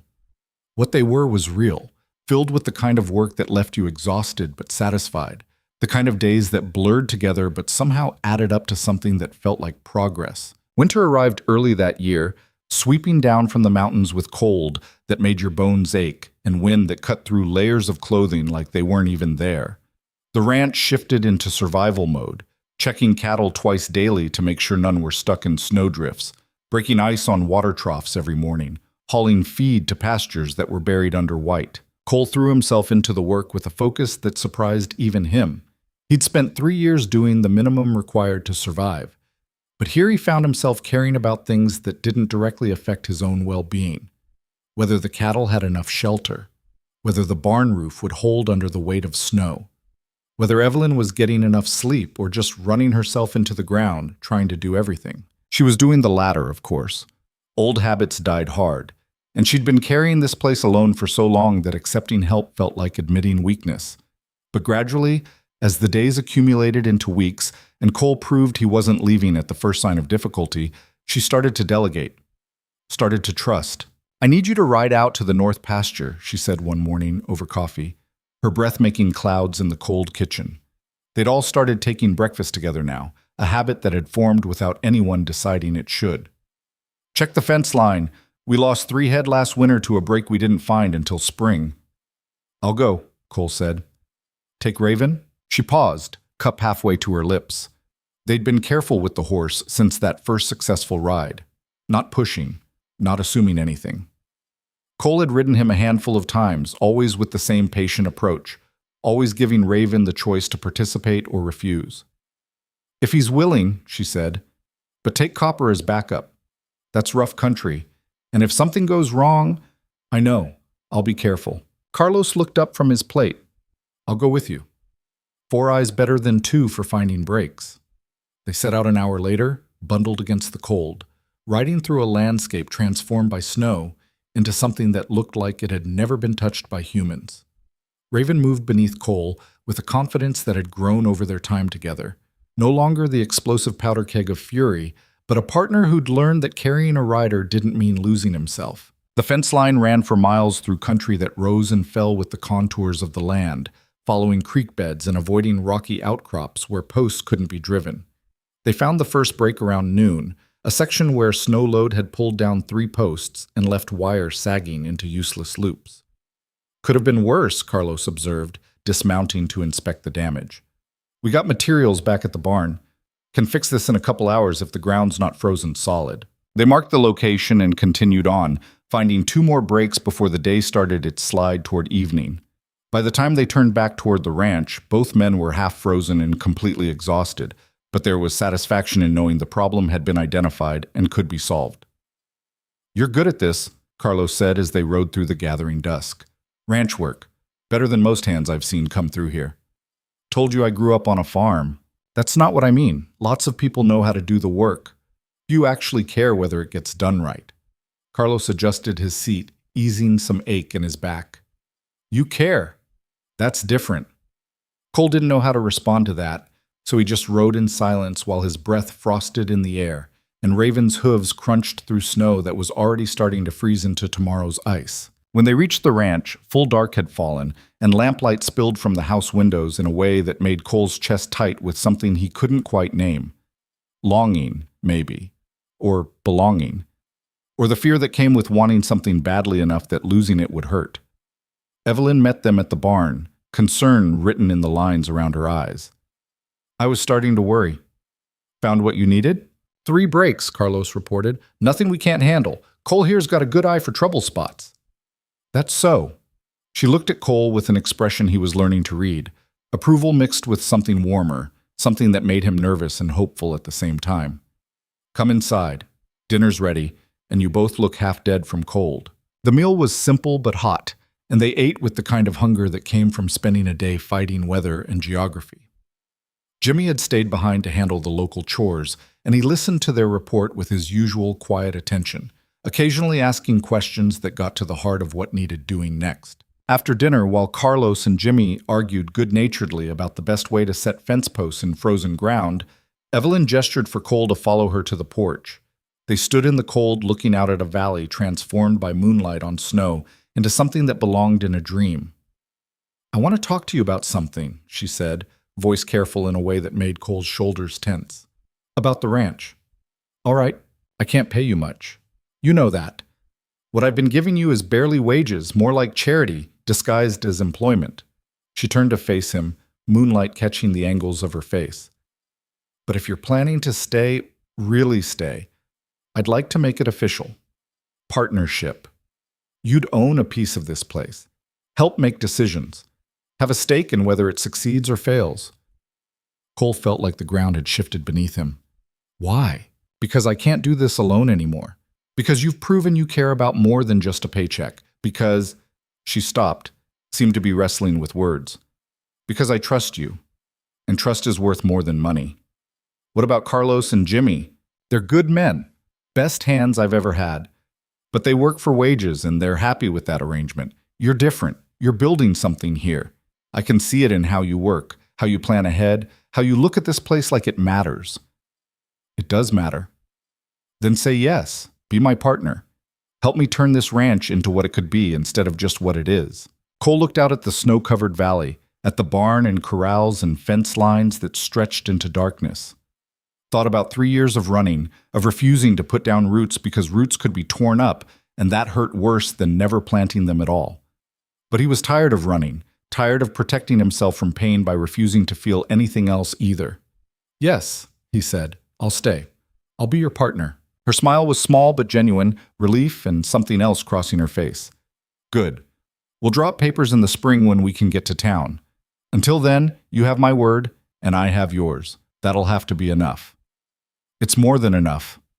They stood in comfortable silence for a while, breathing clouds of frost and listening to the sounds of the ranch settling down for the night. Inside, Carlos started playing a harmonica badly, making Jimmy laugh, a rare sound that was worth hearing. Can I ask you something? Evelyn said. About the war. You don't have to answer if you don't want to. Cole tensed. What about it? Jimmy has nightmares. I hear him sometimes, through the walls, wakes up shouting things I can't understand. And you got that same look he has, like you're seeing things the rest of us can't. She was quiet for a moment. Does it get better? The memories, the weight. He thought about lying, about giving her the answer that would comfort rather than the truth. But she'd offered him partnership, and that meant honesty, even when it was hard. I don't know, Seth, he said. Some days are easier than others. Some nights I sleep fine, and some nights I'm back there, seeing things I can't unsee, hearing things I can't unhear. But being here helps. Having work that matters helps. Having people who... He stopped, not sure how to finish that sentence. Having people who care about you, whether you deserve it or not, she offered. Yeah, that. She reached over and took his hand. Not romantically, just human contact between two people who understood what it meant to survive things that should have killed you. They stood like that until the cold drove them inside. where warmth and lamplight and the sound of badly played harmonica reminded them both that life continued despite everything that tried to stop it. The winter deepened and the work continued. They fixed the fence breaks, hauled feed, dealt with a difficult birth when one of the cows went into labor during a blizzard and needed help. Cole learned the rhythms of this place, the way seasons and weather and animal needs dictated everything, the way you could plan all you wanted, but nature would do what it wanted regardless. He also learned Evelyn, learned that she was stubborn but not inflexible, that she carried grief like a stone in her pocket but didn't let it crush her, that she laughed rarely, but when she did, it was genuine and unguarded. Learned that her competence came from necessity rather than choice, that she'd rather be doing almost anything else, but this was what needed doing, so she did it. They fell into a pattern that felt almost like partnership already, even without the papers to make it official. She'd mention something that needed attention and he'd handle it, or he'd spot a problem and bring it to her and they'd solve it together. No power struggles, no ego battles, just two people working toward the same goal because the goal mattered more than who got credit for achieving it. Carlos noticed, of course. Carlos noticed everything. "You two are dancing around something," he said one day while they were mending tack in the barn. "Just thought you should know it's obvious to everyone except maybe you." "We're partners," Cole said. "Business partners." "Sure you are. And I'm the king of Spain." Carlos grinned. "Look, I'm not saying you got to do anything about it, just saying that when two people look at each other the way you two do, everyone else can see it even if you're both pretending it's not there. There's nothing, I know, not yet, maybe not ever, but there could be, if either of you got the courage to admit it." He went back to his mending. Just something to think about. Cole did think about it, more than he wanted to admit, because Carlos was right. There was something building between him and Evelyn that went beyond partnership or friendship, something that made his chest tight when she smiled, that made him want to solve her problems before she even knew they existed, that made the idea of leaving this place physically painful to contemplate. But he didn't know what to do with those feelings. Didn't know if she felt the same or if he was just projecting hope onto friendship. Didn't know if he deserved to want something good after everything he'd done during the war.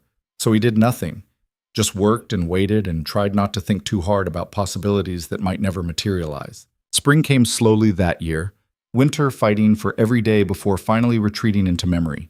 Snow melted into mud that made everything miserable for a few weeks before the ground dried and green started pushing up through brown. The cattle moved back to pastures they'd been kept from during winter. Calves were born in numbers that exceeded expectations, and the ranch began to feel less like a survival operation and more like something that might actually thrive. One morning in early May, a rider appeared on the road to the ranch. Not unusual. People still drifted through occasionally, though the challenge was long over and most had stopped bothering. But this rider was different, younger, well-dressed, riding a horse that cost more than most men made in a year.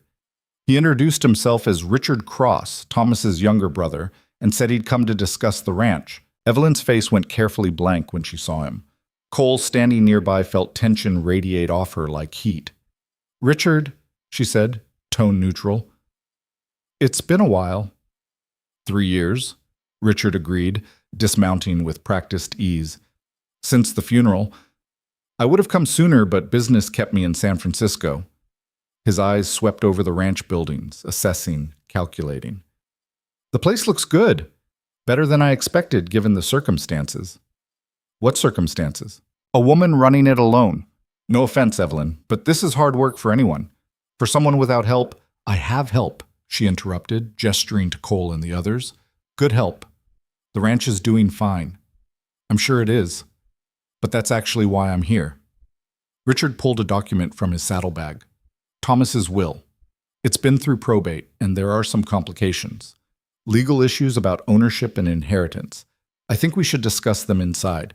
Cole watched Evelyn's jaw tighten, watched her hands curl into fists before deliberately relaxing. "Fine. Inside." She led Richard to the house while Cole, Carlos, and Jimmy exchanged looks. "That man's trouble," Jimmy said quietly. It was the first unprompted observation Cole had heard from him in weeks. "Can see it in how he sits his horse. Everything's a calculation." "What do you think he wants?" Cole asked. "The ranch," Carlos said flatly. "Why else would he show up after 3 years with legal documents? He's going to try to take it from her." They were right.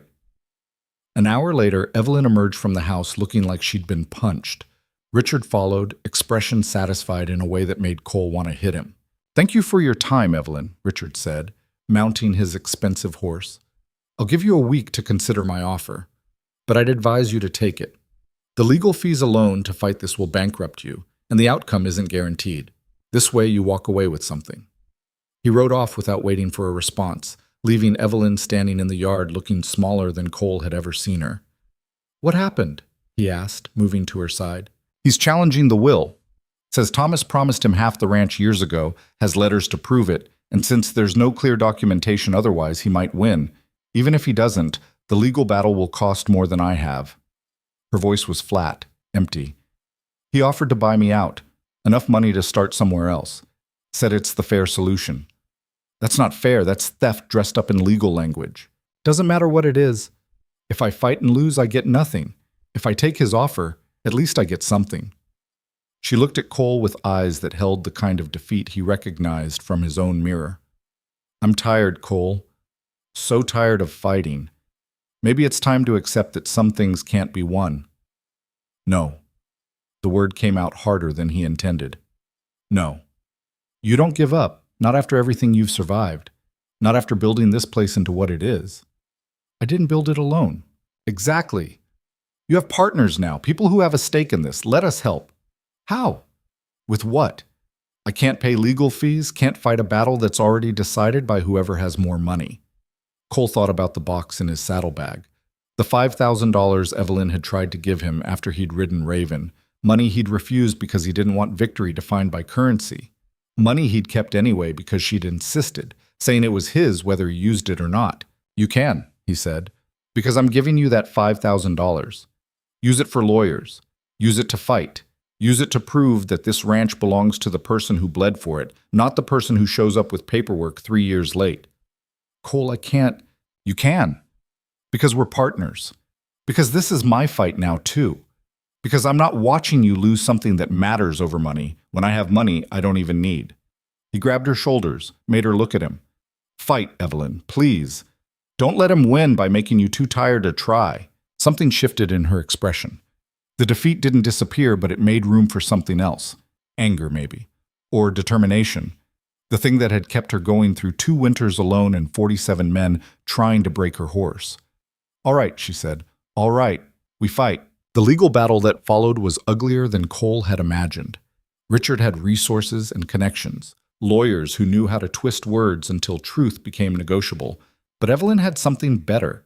Years of ranch records showing her sole ownership, testimony from neighbors who confirmed Thomas had never mentioned his brother in relation to the property, and a will that, while not perfectly clear, favored the surviving spouse in the absence of other claims. The $5,000 hired lawyers good enough to match Richard's, and the case dragged through summer into early fall before finally reaching a judge who had the sense to see through the manipulation. The ruling came down in October. The ranch belonged to Evelyn Cross, sole proprietor, and Richard's claim was dismissed with prejudice.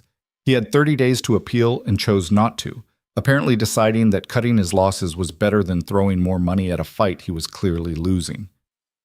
When the news arrived, Evelyn sat down on the porch steps and cried. Not from sadness, but from relief so profound it had to go somewhere, and tears were as good a place as any. Cole sat beside her, not saying anything, just being present the way he'd learned to do with Raven. Sometimes presence was enough. Sometimes it was everything. "Thank you," she said when the tears finally stopped. "For the money, for the fight, for not letting me quit when quitting seemed easier. You would have done the same for me." "Would I?" She looked at him with red-rimmed eyes. "I'd like to think so, but I'm not sure I'm that good a person." "You are. You just don't see it because you're too busy being it." She laughed, watery but real, and leaned her head on his shoulder in a gesture that felt both comfortable and terrifying in its intimacy. They sat like that while the sun set over the valley and painted the sky in colors that didn't have names, and Cole let himself believe that maybe broken people could build something whole together if they were patient enough and brave enough and willing to try. The partnership papers were drawn up in November, official and legal, splitting ownership of the ranch between Evelyn Cross and Cole Ryder in a way that recognized his investment and commitment.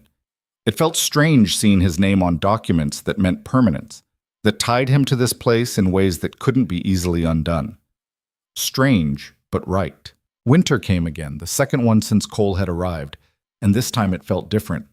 Not like something to survive, but like a natural part of a cycle that would repeat endlessly, each iteration bringing new challenges and familiar comforts. The work continued because work always did, but there was joy in it now, the satisfaction that came from building instead of just maintaining. One evening in December, nearly a full year since Cole had first ridden into Dry Creek Valley, he was working with Raven in the corral. Not riding, just being together, the kind of companionship they'd developed over months of patient interaction. The horse had changed, softened in ways that made him accessible to others now, though he still preferred Cole's company to anyone else's. Evelyn came out to watch, leaning on the fence rail with her coat pulled tight against the cold. Cole finished what he was doing and joined her, both of them comfortable in silence that didn't need filling. "You know what I realized today?" she said after a while. "It's been a year since the last challenger tried for Raven. A year since anyone looked at that horse and saw a problem that needed solving through force." "Good. People ask me sometimes when they pass through whatever happened to that challenge, the widow and the devil horse, like we're some kind of legend that didn't pan out." She smiled. "I tell them the truth, that someone won, just not the way anyone expected." "Did I win, though?" Cole asked. "Because it doesn't feel like winning. Feels more like we all just found what we needed and stopped looking for anything else. Maybe that's what winning actually is. Not defeating something, but finding peace with it." They stood in the cold and watched Raven move through the corral with the confidence of an animal that knew he was safe, that understood the humans in his life didn't want to break him, just wanted to exist alongside him in a way that worked for everyone. "I love you," Evelyn said suddenly, not looking at him. "Just thought you should know. In case it matters." Cole's heart did something complicated in his chest. "It matters." "Are you going to say it back or just leave me hanging here feeling like an idiot?" "I love you too. Have for a while. Just didn't know if I was allowed to." "Allowed?" She turned to face him. "Cole, you're allowed to feel whatever you feel. You're allowed to want things. You're allowed to be happy. The war doesn't own you anymore unless you let it." He kissed her then, there in the cold with snow starting to fall and the ranch settling down for another night. It wasn't dramatic or earth-shattering, just honest and warm and real in the way things rarely were. When they pulled apart, both of them were smiling. "So what now?" Cole asked. "Now we keep going, keep working, keep building, see what comes next." "That's it? That's the plan?" "That's the plan. Unless you've got something better?" He thought about it. Thought about all the complicated plans he'd made during the war that had fallen apart the moment they encountered reality. Thought about 3 years of drifting with elaborate strategies to avoid attachment. "No," he said. "I think your plan's perfect." They walked back to the house hand in hand, leaving footprints in fresh snow that would be covered by morning but existed now, proof that people had passed this way and chosen to stay. Inside, Carlos and Jimmy were playing cards at the kitchen table, arguing about rules they were making up as they went along. They looked up when Evelyn and Cole entered, noted the joined hands, and Carlos grinned wide enough to split his face. "Finally," he said. "I was starting to think you two were never going to figure it out." "Figure what out?" Evelyn asked, all innocence. "That you're perfect for each other. That you've been building a life together whether you admitted it or not. That some things are worth the risk of getting hurt again." Carlos stood and pulled out a bottle of whiskey they'd been saving. "This seems like an occasion worth celebrating." They drank and talked and laughed, the four of them. And somewhere in the warmth of that kitchen, Cole realized he'd finally found what he'd been looking for without knowing he was looking for it. Not victory or glory or redemption, just belonging, just purpose. Just the simple knowledge that tomorrow would come, and he'd face it with people who mattered, doing work that mattered, in a place that had somehow become home. Spring came again, and with it a stranger riding up the road on a horse that looked like it had traveled far. He was young, maybe 22, with the kind of restlessness Cole recognized from his own mirror years ago. The stranger stopped at the fence and looked at the ranch with something like hope in his eyes. "I heard there was work here," the young man said. "Heard the people who run this place understand things most folks don't. About horses. About people who need a second chance." Cole and Evelyn exchanged glances. She nodded slightly. "There's work," Cole said. "Hard work. honest work. You willing to do it without asking for anything except a place to sleep and food to eat? Yes, sir, more than willing. Then come on down. Put your horse in the barn. We'll see if you're a fit. The stranger smiled, grateful and nervous, and rode toward the barn where Carlos was already appearing to help with the horse. Cole watched him go and felt something settle in his chest, the cycle continuing. People finding their way here because word had spread about a ranch that took in strays, human and animal, both, and gave them room to heal. You thinking what I'm thinking? Evelyn asked. That we're going to need to build another bunkhouse if this keeps up? That. And also that maybe this is what Thomas was trying to build all along. Not a ranch that broke things, but one that helped them become whole again. Cole pulled her close. This woman who'd offered him partnership when all he deserved was employment, who'd believed in him before he believed in himself, who'd shown him that staying was braver than running and love was worth the risk of loss. Then let's build it, he said, together, the way it's supposed to be done. They walked toward the house where dinner was waiting and work was waiting and tomorrow was waiting with all its possibilities and challenges. Behind them, in his corral, Raven stood watching with dark, intelligent eyes. The horse that had started this whole thing by refusing to be broken, by waiting for someone who understood that strength sometimes looked like stillness, and victory sometimes looked like surrender. And the wildest things in life were often the ones worth preserving exactly as they were. The sun set over Dry Creek Valley, painting the world in gold and shadow, and the ranch settled into evening with the peaceful confidence of something built to last. Not perfect, never perfect, but real and solid and filled with people who understood that survival wasn't about being the strongest or the fastest or the most determined. It was about being brave enough to trust, to connect, to build something new from the broken pieces of what came before. It was about recognizing that we're all a little wild, a little damaged, a little lost, and that maybe that's exactly what we need to be to find each other in this vast and unforgiving world. And in the finding, in the staying, in the daily choice to show up and try again despite everything that says we shouldn't, that's where life actually happens. Not in the dramatic victories or crushing defeats, but in the quiet moments between where hope grows like grass through snow and love builds like stones into walls that shelter us from storms we can't control. Cole Ryder had learned that lesson the hard way, but he'd learned it, and that made all the difference.